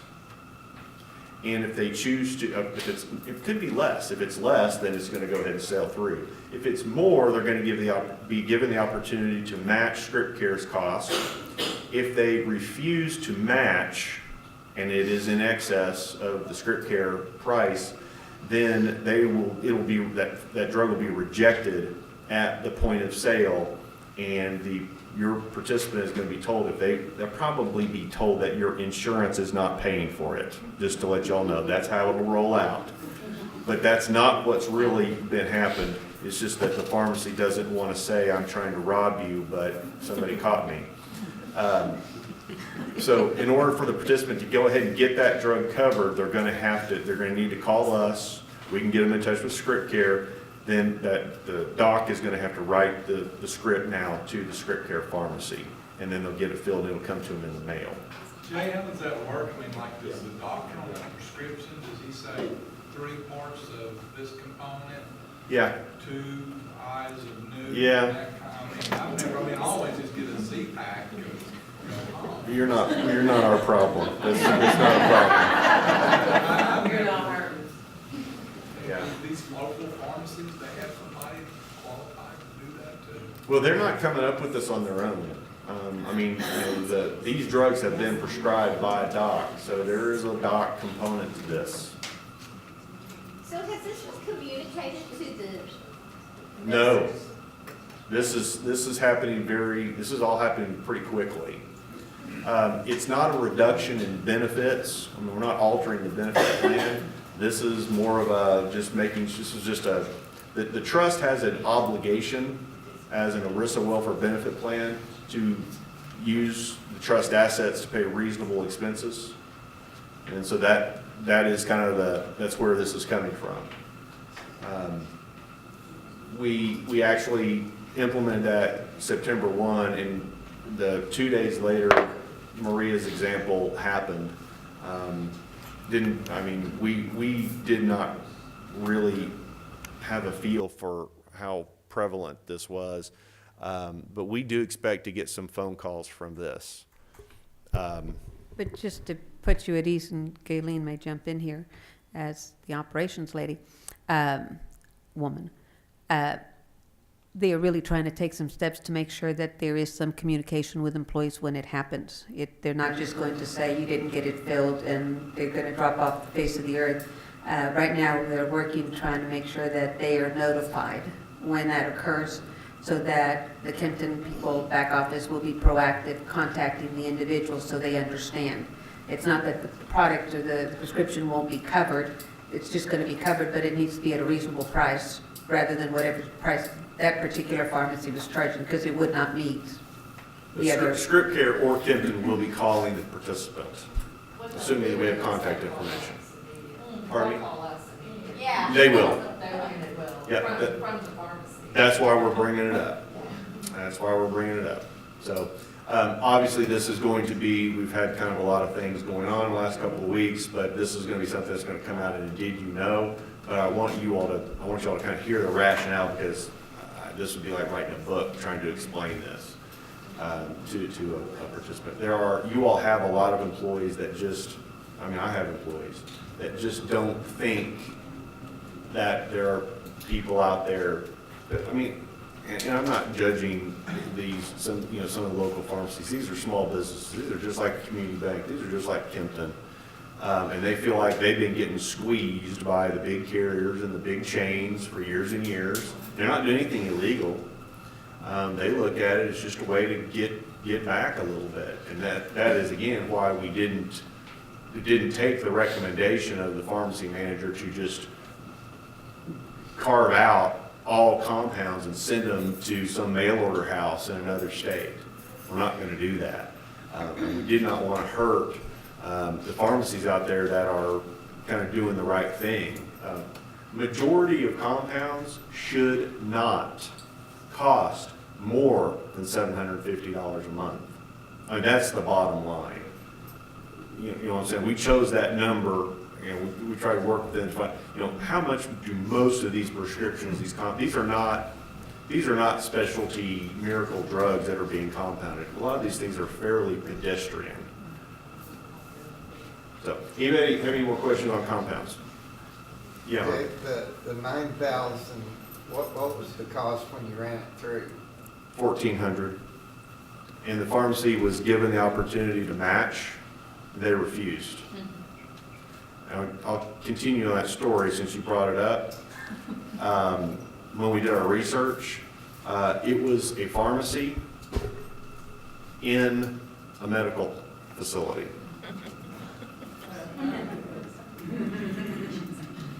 Just keeping it all in the family. A couple of years ago at our bank, we put up a little scenario of Walgreens, Walmart, and then some, and we didn't name who they were, local pharmacies, and shows a couple of drugs and showed the difference in price. Our local pharmacies were significantly lower.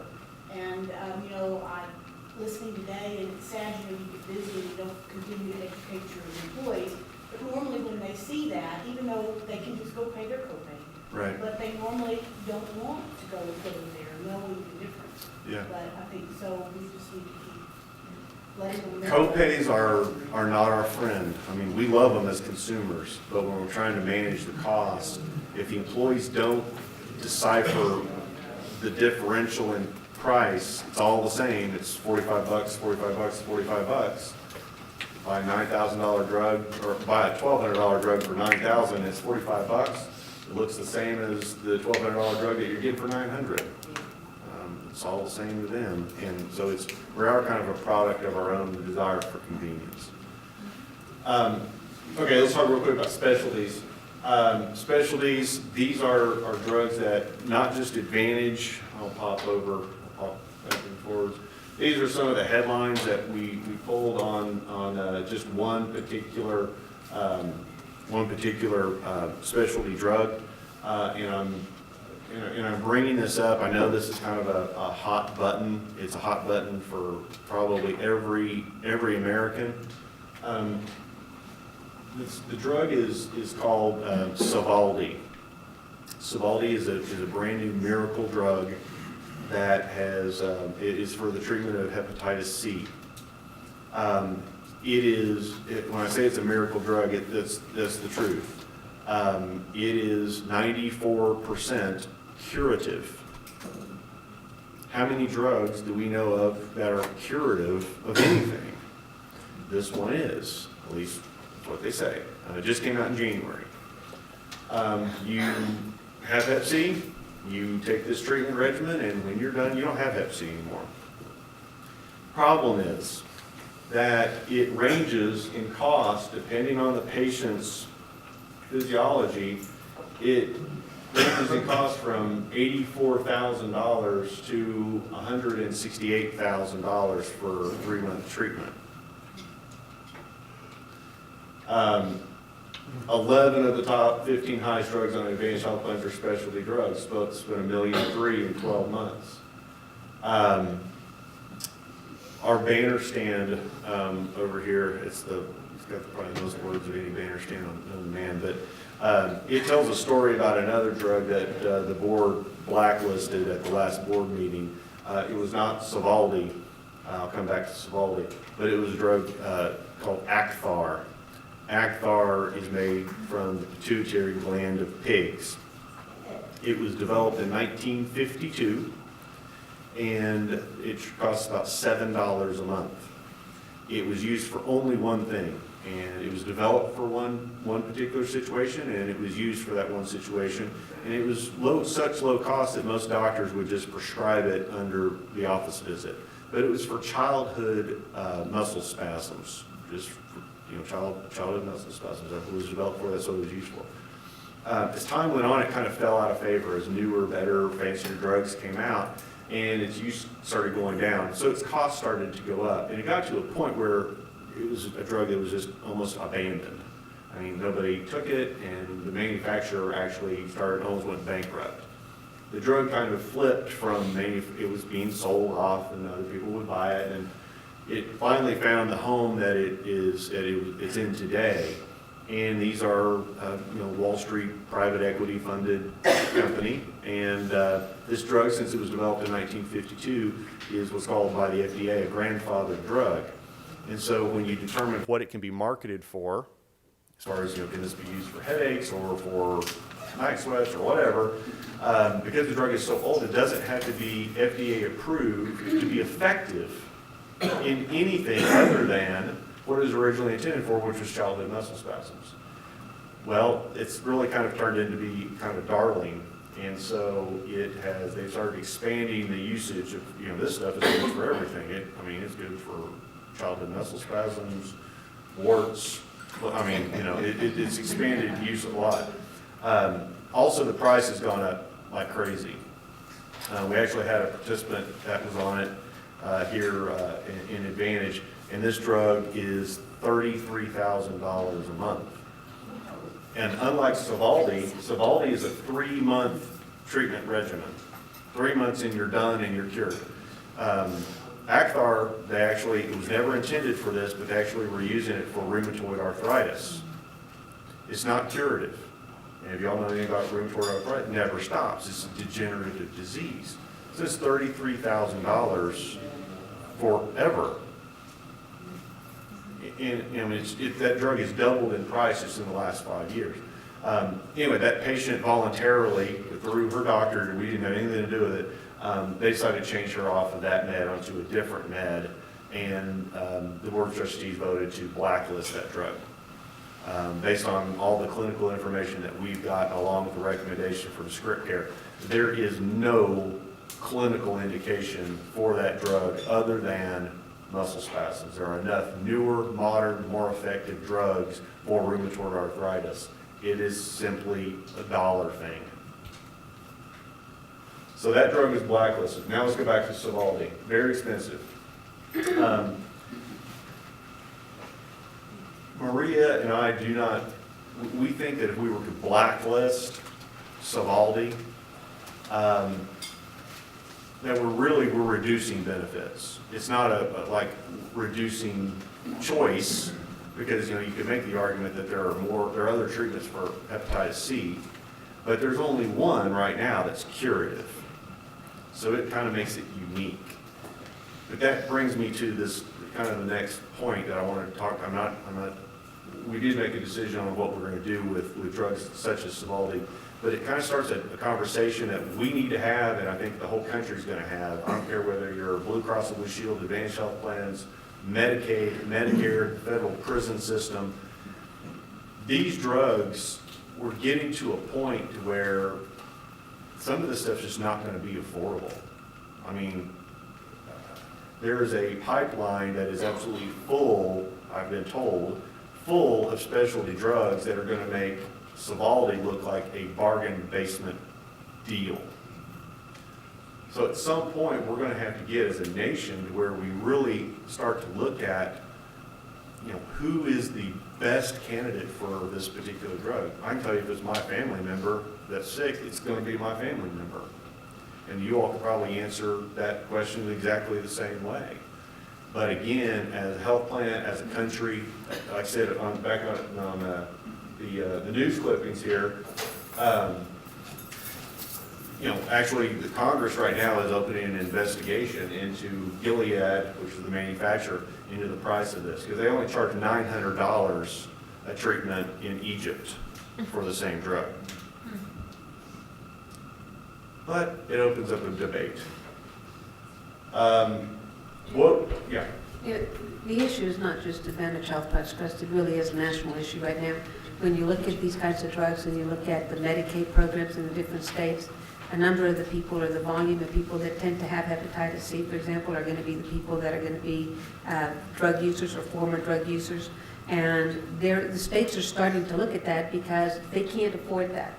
They know they can't afford it. And so they're trying to figure out the criteria to put in to determine when is it appropriate at our level. So this is not, this is going to be in the news significantly in the next 6, 7, 8 months, because these things are just ballooning out there. And the cost, the impact on the local economies is significant, and people are paying attention. Hospitals, you name the facilities, you name the insurance companies, everybody's paying attention, because you cannot sustain on that kind of escalated cost. Healthcare is just not sustainable when you do that. So it's not just Kempton. It's a big national problem right now. So effective also September 1, any drug, any specialty drug that's over $5,000 a month is going to be subject to the same type of clinical review. It's not new for the health, it's not new for Advantage, but it is new for drugs. For instance, those of y'all that have actually read your plan document, which that's like reading the back of a shampoo bottle, but there are sections in there about, for instance, organ transplants and other really high dollar deals that it says, this is a managed benefit. We have Center of Excellence programs that are included in that, and we do routinely utilize the services of Mayo Clinic. It's in MD Anderson, it's the highest top quality places out there. But those benefits are managed. So if you just kind of go off willy-nilly, the plan does reserve the right that, you know, if you're gonna use a low-quality, high-cost provider that has done 16 of these procedures in its history, and Mayo Clinic has done 160 just last year, and you insist, the trust does reserve the right to not cover that. And it's truly in your best interest. That's a clinical review type of deal. Most of y'all have never, I mean, we don't have issues with that. But we're gonna start holding specialty drugs to that same, we're gonna have the same people look at it through kind of the same type of a lens. Because Sovaldi is the offset to the $168,000 investments for Sovaldi is a potential $700,000 liver transplant. And that's the other end of it. The punchline though is that liver transplant is an end-stage solution, and that participant may not work at your bank anymore. It may be some other employer's issue. So anyway, any questions? I think I told y'all last year, there's no more silver bullets. I mean, this is tough. I mean, the board has been, I mean, we have very hard discussions that don't have any good answers. But you all are being represented very, very well by your fellow bankers, I can assure you that. Okay, any question before I move on? Okay, no more soapbox, now it's just the facts. Maria talked about the new federal out-of-pocket limits coming down, and she said it was going to affect some of the plans offered by advanced health plans. That's where I'm going to go. I'm going to go pretty fast because this is essentially a summary. These changes will be effective January 1, and they are all due. This doesn't have anything to do with premium adjustments or anything like that. This is just simply staying in compliance with the ACA. I'm not even going to read this, but because Maria already went through it. But the federal out-of-pocket limits are changing. They're coming down. We have in 2015 also all out-of-pocket things like our $300 surgery copay, office visit copays, prescription copays. In 2015, all of those are going to start funneling against those out-of-pocket maximums. Okay, so you all are numbers people.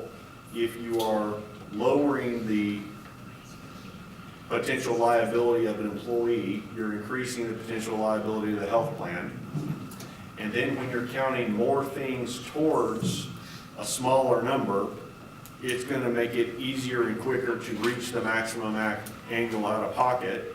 And when that annual out-of-pocket limit is reached, the plan now has to pay 100% of everything.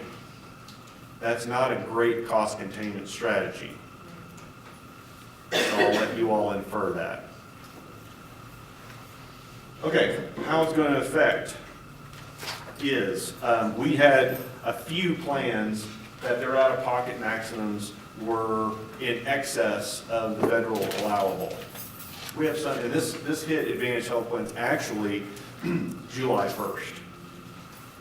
So yes, we do have some plans that your employees have that have out-of-pocket maximums above what's allowed by federal law. Now, because we have a fiscal year plan, we have basically a 6-month window, and instead of us going and completely moving everybody's cheese in July and causing turmoil by changing these plans up, what we decided to do with Maria's counsel would be set up kind of a rebate program. So if you have any employees in 2014 that have had health care out of pocket that is in excess of the federal limits, come at the end of the year, we'll probably get it done by, once we kind of wait for all the claims to run out or run in, we'll probably be cutting checks, but at the end of the first quarter, rebate checks back to your employees for the amount of the difference between their out-of-pocket and the federal limit. Okay, so let's assume that's done. That's kind of water under the bridge. Now for 2015, we've got to fix some things. We've got to make some adjustments. The plans that are obviously there in gray are ones that are going to be no longer offered. Now I'll tell you why. We made changes to some plans. and you'll see some of the plans that have changed. But when we were developing plans pre-ACA, in order to create, for instance, the Select 1000 plan, and we have Select 750, we have Select 1000, we have Select 1500. Do you know how we made the premium different between Select 750 and Select 1000? We increased the out-of-pocket. Part of it was in the deductible. Part of it was in the out-of-pocket. When you bring the out-of-pocket down, where it becomes more similar to Select 750, actuarially, it becomes essentially the same plan. So it doesn't make sense to offer two plans that the premium's like within $5 or less. And so we have some plans that just doesn't make sense to offer them anymore. So they're being eliminated. Select 1000 is one of those. Okay, next slide. And these are categorized by select plans, value plans, consumer plans. So we're just talking about the select plans right now. Select 300, 500, and 750. Those are still, obviously still offered. Just read this. Total aggregate out-of-pocket, including deductibles, co-insurance, and co-pays, not to exceed $6,600 for individual and $13,200 for family. Participant may reach their plan's out-of-pocket limit prior to reaching the federal out-of-pocket limit. Now, does anybody catch that? So the plan, you could reach the plan's out-of-pocket where now you're getting reimbursed at 100%, but because you haven't reached the federal out-of-pocket, we still may be collecting co-pays like we used to. So when your employees are watching the Today Show and they're told about this out-of-pocket max, they're not going to get the detail that's going to tell them that your actual health plan max may be lower than the federal max, and so you've kind of got a two-tier or a two-stage out-of-pocket max. Does that make sense to everybody? Okay. Select 1500, kind of the same story. I'm not going to read the top, but Select 1500 was changed a little bit. The last bullet item is the change. The family out-of-pocket and deductible amounts are now 2 times the individual's out-of-pocket, so it's 20% up to, before it was up to 3 participants had to reach their out-of-pocket max. Now it's 2, because when we did it 3, it busted the federal limit, so it had to come down to 2. Okay. Select 1000, as I already said, out-of-pocket limits were lowered, premium difference disappeared, didn't make any sense to offer it. Now the value plans. There's one value plan that, again, just got kind of squished into oblivion with the value 1000. Same story, there's no premium differential to speak of after the changes, so it's being pulled. The details on that, the value 750, 1500, and 2000, the ones that are still going to be offered next year. Again, the family out-of-pocket and deductible amounts used to be 3 times, and now they're 2 times. Your employees will, that's going to be a plus. That'll be a good thing for your employees. Value 1000 is gone. Now this is where the real change occurred. On the high deductible health plans and the consumer plans, when you start lowering, because all of these plans had very high out-of-pocket maximums. They were our lowest cost plans, and the traditional way that you got to lower cost was passing more of the cost on to the employee, lower the premium.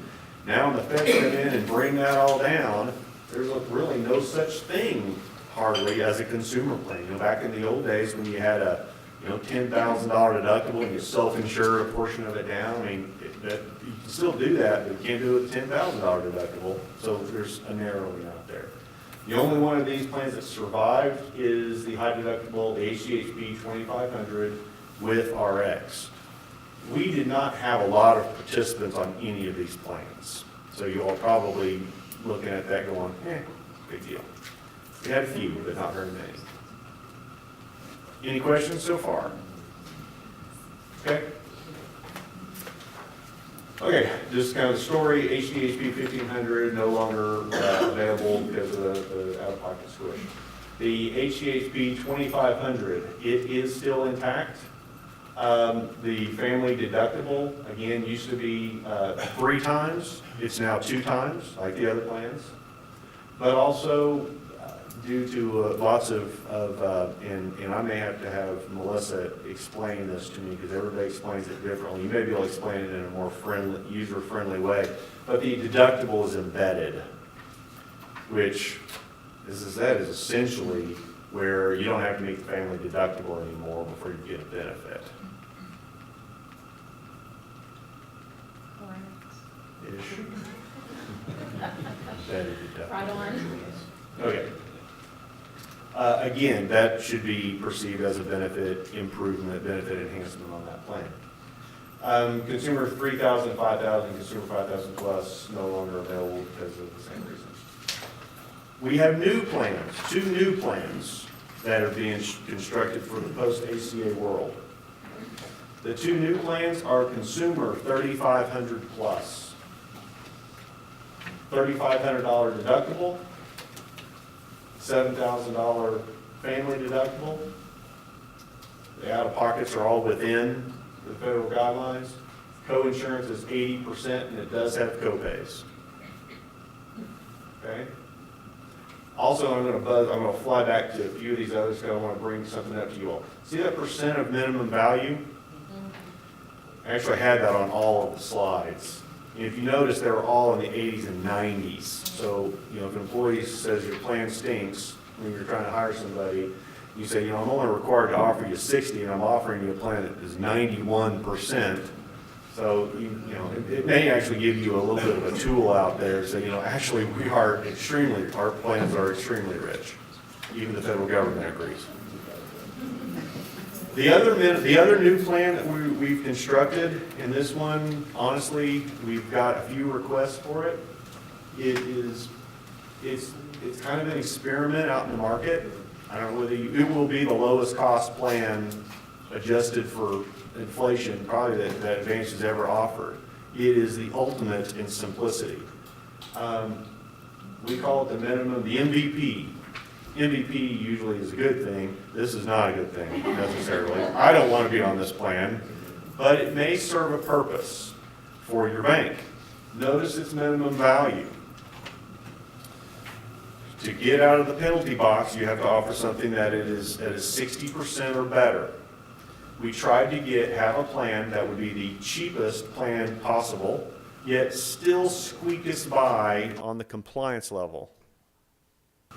Okay, so you got the plan's got to be affordable, no more than 9.5% of taxable income, and it's got to be minimum value.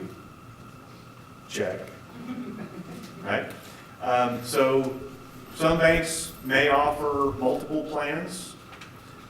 You may want to offer this plan as a bottom tier plan, and you may want to structure the cost share, the get you out of the penalty box on that plan, because the cost to comply, because you just have to offer it to all the employees, they don't have to take it. So if you at least offer this plan, it lowers the threshold to get you out of the penalty box. The way that plan works, pretty simple.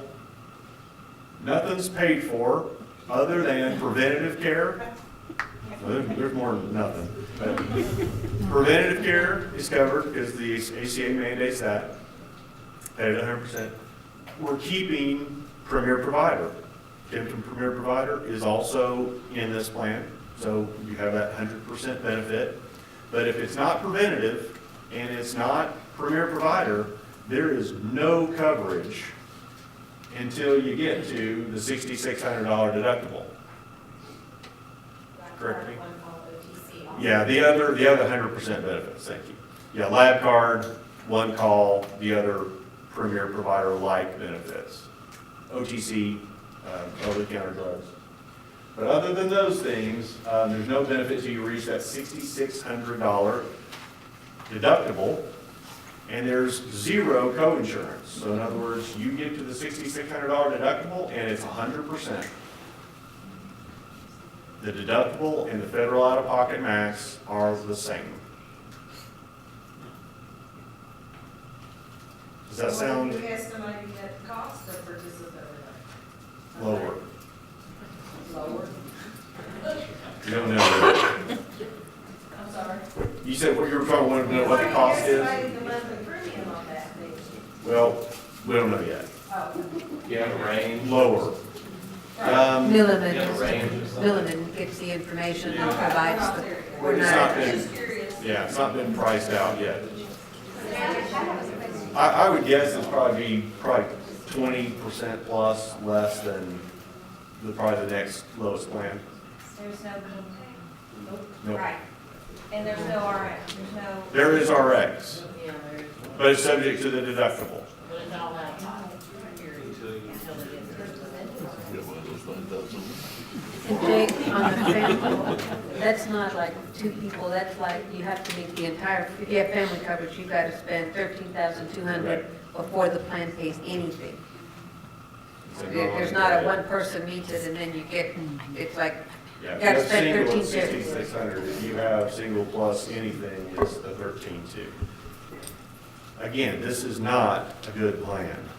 We're not marketing it as a good plan. It's just the, the crazy things we do for federal compliance these days. We actually envisioned if it wasn't going to be just a bottom barrel, check the box, check the compliance box type of plan, it might make sense to use this plan in conjunction with an HRA. And, you could have the HRA offer all kinds of benefits. Just something to think about. We are going to be offering HRAs in 2015 with debit cards, and so there'll be another option, another thing we'll be able to do. Yeah. Have you ever thought of doing Yeah, that's most likely going to happen also in January. Quick poll. For those who have the 125, we have the auto rollover program where, if it's an out-of-pocket expense, you're going to get a direct deposit. Would anybody be willing to give that up for a debit card instead? Okay.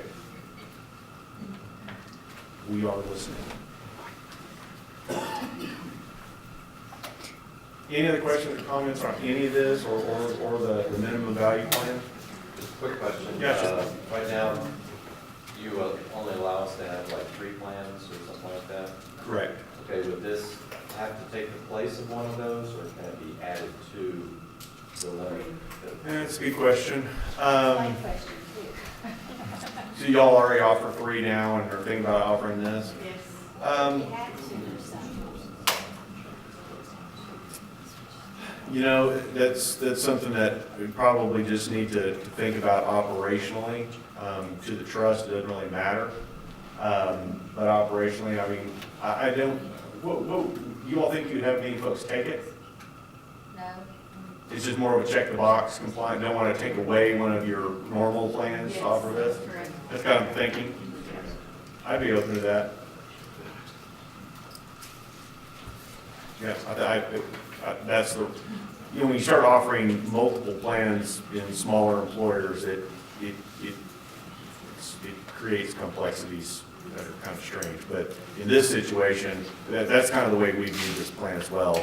It's just, it is just that check the box plan. Yeah, I would hate to be penalized for using that. Yeah, you take one of your good plans away. Yeah, that's a great point. I hadn't even thought of that. We already talked through that, essentially. On the minimum value plan, the last bullet, I would draw your attention to that. It is not HSA qualified. It's only for use with an HRA. Okay. And I was just passing a note to make sure everybody is reminded that open enrollment, we now have open enrollment. Last year was the first year for open enrollment. Trying to get more in line with the rest of the industry, even though we're self-funded. We used to have always our special enrollment periods. Now open enrollment is October 15th through December 15th. And next trustees meeting is The 9th. the 9th of October. Trustees will be reviewing Milliman's rate recommendations, and at the end of that meeting, we'll have the percentage. You all, we've had webinars on this, but they will make the decision on the trust level premium adjustment. So those of y'all that are kind of nodding your head, you know what I mean by that. In other words, don't call us that afternoon and say, well, what's my rate? Because we don't know that yet, because all we know is the lake level is going to rise by X or not rise or whatever the decision is. But now then the real work starts, because we got to work with Milliman to see what happens to your risk categories. If they move up, down, stay the same, or whatever. So it does take a few weeks, but the goal, as y'all know, trustees meeting normally wasn't in October. It used to be in November. We moved that back based on lots of requests. So hopefully you all do have some rates with plenty of time for open enrollment. Yeah, Chuck. Just doing the math on that, if we've got, and most of us have tellers that make $24,000 a year, okay? So that's $2,000 a month, so that means our premium needs to be $200 a month, to meet that minimum, that percentage. So is that minimum value going to be $200 a month? What you're saying is it'll be $400.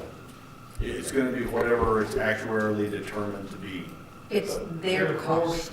Their share of the cost can't be more than at 9.5%, not the total cost of the plan. Would you actually require them to pay out of their paycheck? That's right. So we'd have to look at it. If it's a $500 plan, we'd have to pay $300 or something like that. Okay. Okay? Summary. You got it in your slides.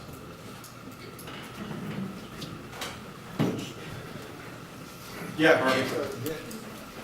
You don't have any range of how the lake's gonna move? I don't think it'll be zero again. We've just got a headwind.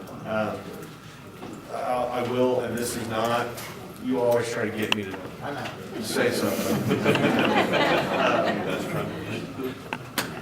Trend, I know y'all, don't like hearing about trend, but it is probably the best indicator that we have for the underlying claims, not about shocks or anything. Your mileage may vary, kind of thing. The trend or the headwind that the health plan is going into. Last year trend was 4 to 6. That's what depending on who you asked. This year trend is 8 to 10, depending on who you ask. I've seen the biggest, and this is not fear mongering, I can show them to you. But in other lines of business, and actually we've seen a couple of banks, in the fully insured market, we've seen up to 51% premium increase. I've never seen a 51% in my 23 years of business in 1 year. 51. So, it's out there. The big increases are there. The carriers are dealing with the same headwinds that we are. And they have less flexibility than we do. But I do, and before I release y'all, I do want to I want you all to kind of hear and understand some of the challenges that we're all facing. And again, this is not just Advantage, this is as a country. But with the ACA, you all may have already picked up on this.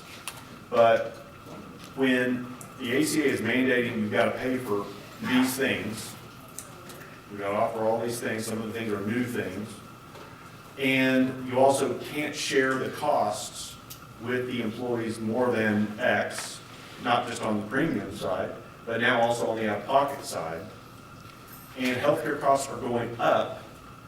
Essentially what it does is it's making our employees' healthcare costs that we incur, it's going to make our employees reach their out-of-pocket maximum sooner. With few, you don't have to be really, really sick to be out of pocket. You can have an ingrown toenail fixed, and you've reached your federal out-of-pocket maximum. Well, the dirty secret, y'all may have already figured this out, you know how we're incenting people to buy better? Incenting our employees to use premier providers because we're waiving their deductible, waiving their out-of-pocket. When they meet their new out-of-pocket max, guess what? Every provider is a premier provider. Does that scare you? It scares me. I mean, it really does. Because again, if you're out there buying a $13,000 hysterectomy and we're paying $70,000 for it, if the employee's already met their out-of-pocket max and it's 100%, it's 100%. If they get a great deal, you have a high quality, low cost provider, or it's still the same deal to the employee if they're buying from a pirate. Oh, goodness, yes. That's why I'm bringing it up. Because they're not sticking it to the man. You are the man. And you can be a long ways away from that threshold that minimum threshold that they pay. I mean, most of us as community bankers are pretty generous. Very generous. I'm You gonna guys say. have always been generous. So when my people pay less than 10%, just get them in the game. When I said I'm not paying 100%, I don't care if it goes down to $300 a month, I am not paying 100% anymore. You're gonna be in it with me. That little premium change, when it went from, we were paying $593 and they were paying the 93, and this year we're paying $564, and that went down, those few dollars meant something to those $24,000 numbers. Yeah. And they do pay attention, so, you know, as long as they're paying a little bit of the premium, we all are, not they. They have a little ownership, we, yeah. all of us. We're a little bit more cognizant of that $70,000 surgery versus a premier provider. It's reasonable. The PR is the education, that consumer mindset is huge. I tell the trustees, we used to have this big toolbox full of cost containment tools. That toolbox doesn't have any tools left in it. Education, employees doing the right thing because it's the right thing. Yada, right? I mean, some employees get it, some people want to do it, some people won't. They're not going to be interested. So I'll leave you this thought. Some of the things that you all have been out hearing when you listen to the news and you read your healthcare journals, who's heard about narrow networks? A lot of scrutiny over narrow networks, where the Blue Crosses of the world and the Cignas of the world are limiting their PPO networks way down. The reason they're doing it is based on what I just described. Because you meet your out-of-pocket max, I just said, you gotta pay 100% in network. Well, if you have hospitals that are pirates, just cut them out of your network. So if you're gonna pay only on in-network, you'll shrink your network. We have a carrot out there for essentially a narrow network, right? Our premier providers. Here's a carrot. Utilize these providers, not those providers, a big piece of carrot. I'll tell you something that the trustees have talked about, and I want to kind of bring you all into this. We're probably, if we want to try to maintain costs and maintain high quality benefits, one of the only tools we got left in the toolbox. We've got great pricing available at high quality providers, but we have a lot of slippage. We have a lot of employees that aren't availing themselves of it. I know I've got one trustee that is just throwing his arm up every time. You need a guinea pig, I'm it. You need a guinea pig, I'm it. And what he wants to be a guinea pig for is Kempton Premier Provider mandatory. And what that means is if a procedure, elective and voluntary, not emergency, not something that there's a medical necessity, but something that's elective and voluntary, if you can have it done at a premier provider, because the trust is paying for travel and lodging, so theoretically it could be anybody anywhere, but if it can be done at a premier provider and you don't use a premier provider, it's not covered. not it's out of network, it's not covered. We have self-funded employers that are self-funded on their own, that I had another one, Galen over here cringes because that creates a tremendous burden on us as an administrator. But these employers that are self-insured on their own, they start looking at the costs through a premier provider versus the prices somewhere else, and they perceive that premier providers are high quality. And every single year we're having more and more of our employers just say, this is my money, this is this bank's money, this my manufacturing facility, this is our money. We're beyond being able to allow our employees just to go wherever they want to. We have a very high quality benefit plan. We're going to make it free to them, but we're not going to get took. Yeah. I might have mentioned this, but were you able to get Louisiana into the advantage? Yes. And are you restricted in expanding under the ACA? No, not under the ACA. But actually, Bruce, would you mind raising your hand? This is Bruce McGinnis. Bruce McGinnis he's worked for a company, a TPA like Kempton, called Gilsbar. And they are based in Covington, Louisiana. They are a very large, influential, privately held, independent TPA. Medcom Care Management, our case management company, that's a sister company of Gilsbar. We have a good partnership with them. Gilsbar is actually Advantage Health Plan's partner in Louisiana, and so they're going to be doing marketing for us in Louisiana. But they're a great partner for us. Are you still talking to the surgery center of Eden? Yes, they have come to a couple. We've created a free market medical association. I think some of y'all are coming to that. It's a couple weeks from now. They've been to 2 of the little Oklahoma-based meetings. We will get them as a premier provider. I just don't have a date on when. Like Mark was saying, where there's a will, there's a way. In other words, if they want to do it, they'll figure it out. They want to do it, and so I know they'll figure it out, but I just don't know when. Yeah. On that note, what about They would love to hear from employers, though, in their area, telling them that how much you'd love to use them. Oh, they did. Good. They called us and wanted to know why we were sending our employees up from the city. Oh, yeah. But yeah, and I've communicated that with them, and yeah, that's all. We've already kind of had a funsy with that concept, because that happens. That's why this thing's growing. But it might not be a bad idea to bring them back up as that local employer and say, hey, this is important to us. Yeah. What about Digestive disease specialists. Digestive disease specialists, I'm trying to be really diplomatic. We're still very optimistic, but I'm an optimistic person.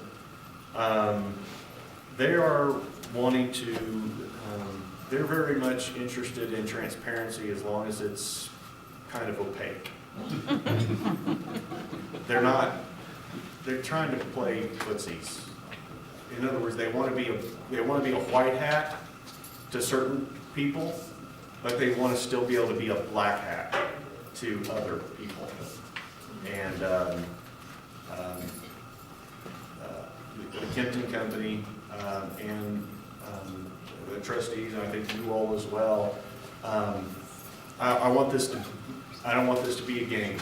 I mean, the providers that have been bold enough to take that step across, that should mean something to buyers, to employers out there. And if we've got somebody that's just kind of playing, footsies, we're good here, but we're bad here, and we're just going to have to deal with that, we're just not going to play ball with them. You can still use them, and they're a green provider in Healthcare Blue Book.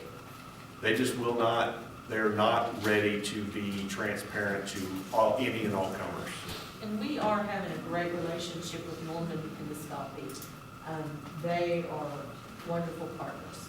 So Norman Endoscopy, for those of y'all that don't know. They are a very high-quality facility. They're in Norman. But they have, when we first were referred to them, they didn't know anything about what we were talking about. I mean, they looked at us like we had a horn growing out of our forehead. But Dr. Smith actually knew some of those surgeons over there, and so you might want to give them a call. We did, and Gailey and I spent several hours, a couple of different afternoons. I mean, now what are you doing? But since they've gotten kind of a taste of this, they've gotten a lot of business from places all over the state that they never would have seen these patients. Yeah. I had a question on the plans that were eliminated. Yep. We have some employees that are on those plans, Uh-huh. do they need to then make a decision, or will it automatically roll over into one of the other plans? They will need to make a decision. On our open enrollment materials, it's going to have the new plan designs available to them. They're going to need to make a decision. If they don't decide or they don't mark it or something, we'll be giving you a call. The employer has to make a decision as to which plans they're going to offer. Agreed. You all will have to come up with what you offer, but the employees will have to elect that. And folks, the content is over, but I mean, if anybody wants to stay in Q&A, we can do it. Thank y'all so much for investing all this time.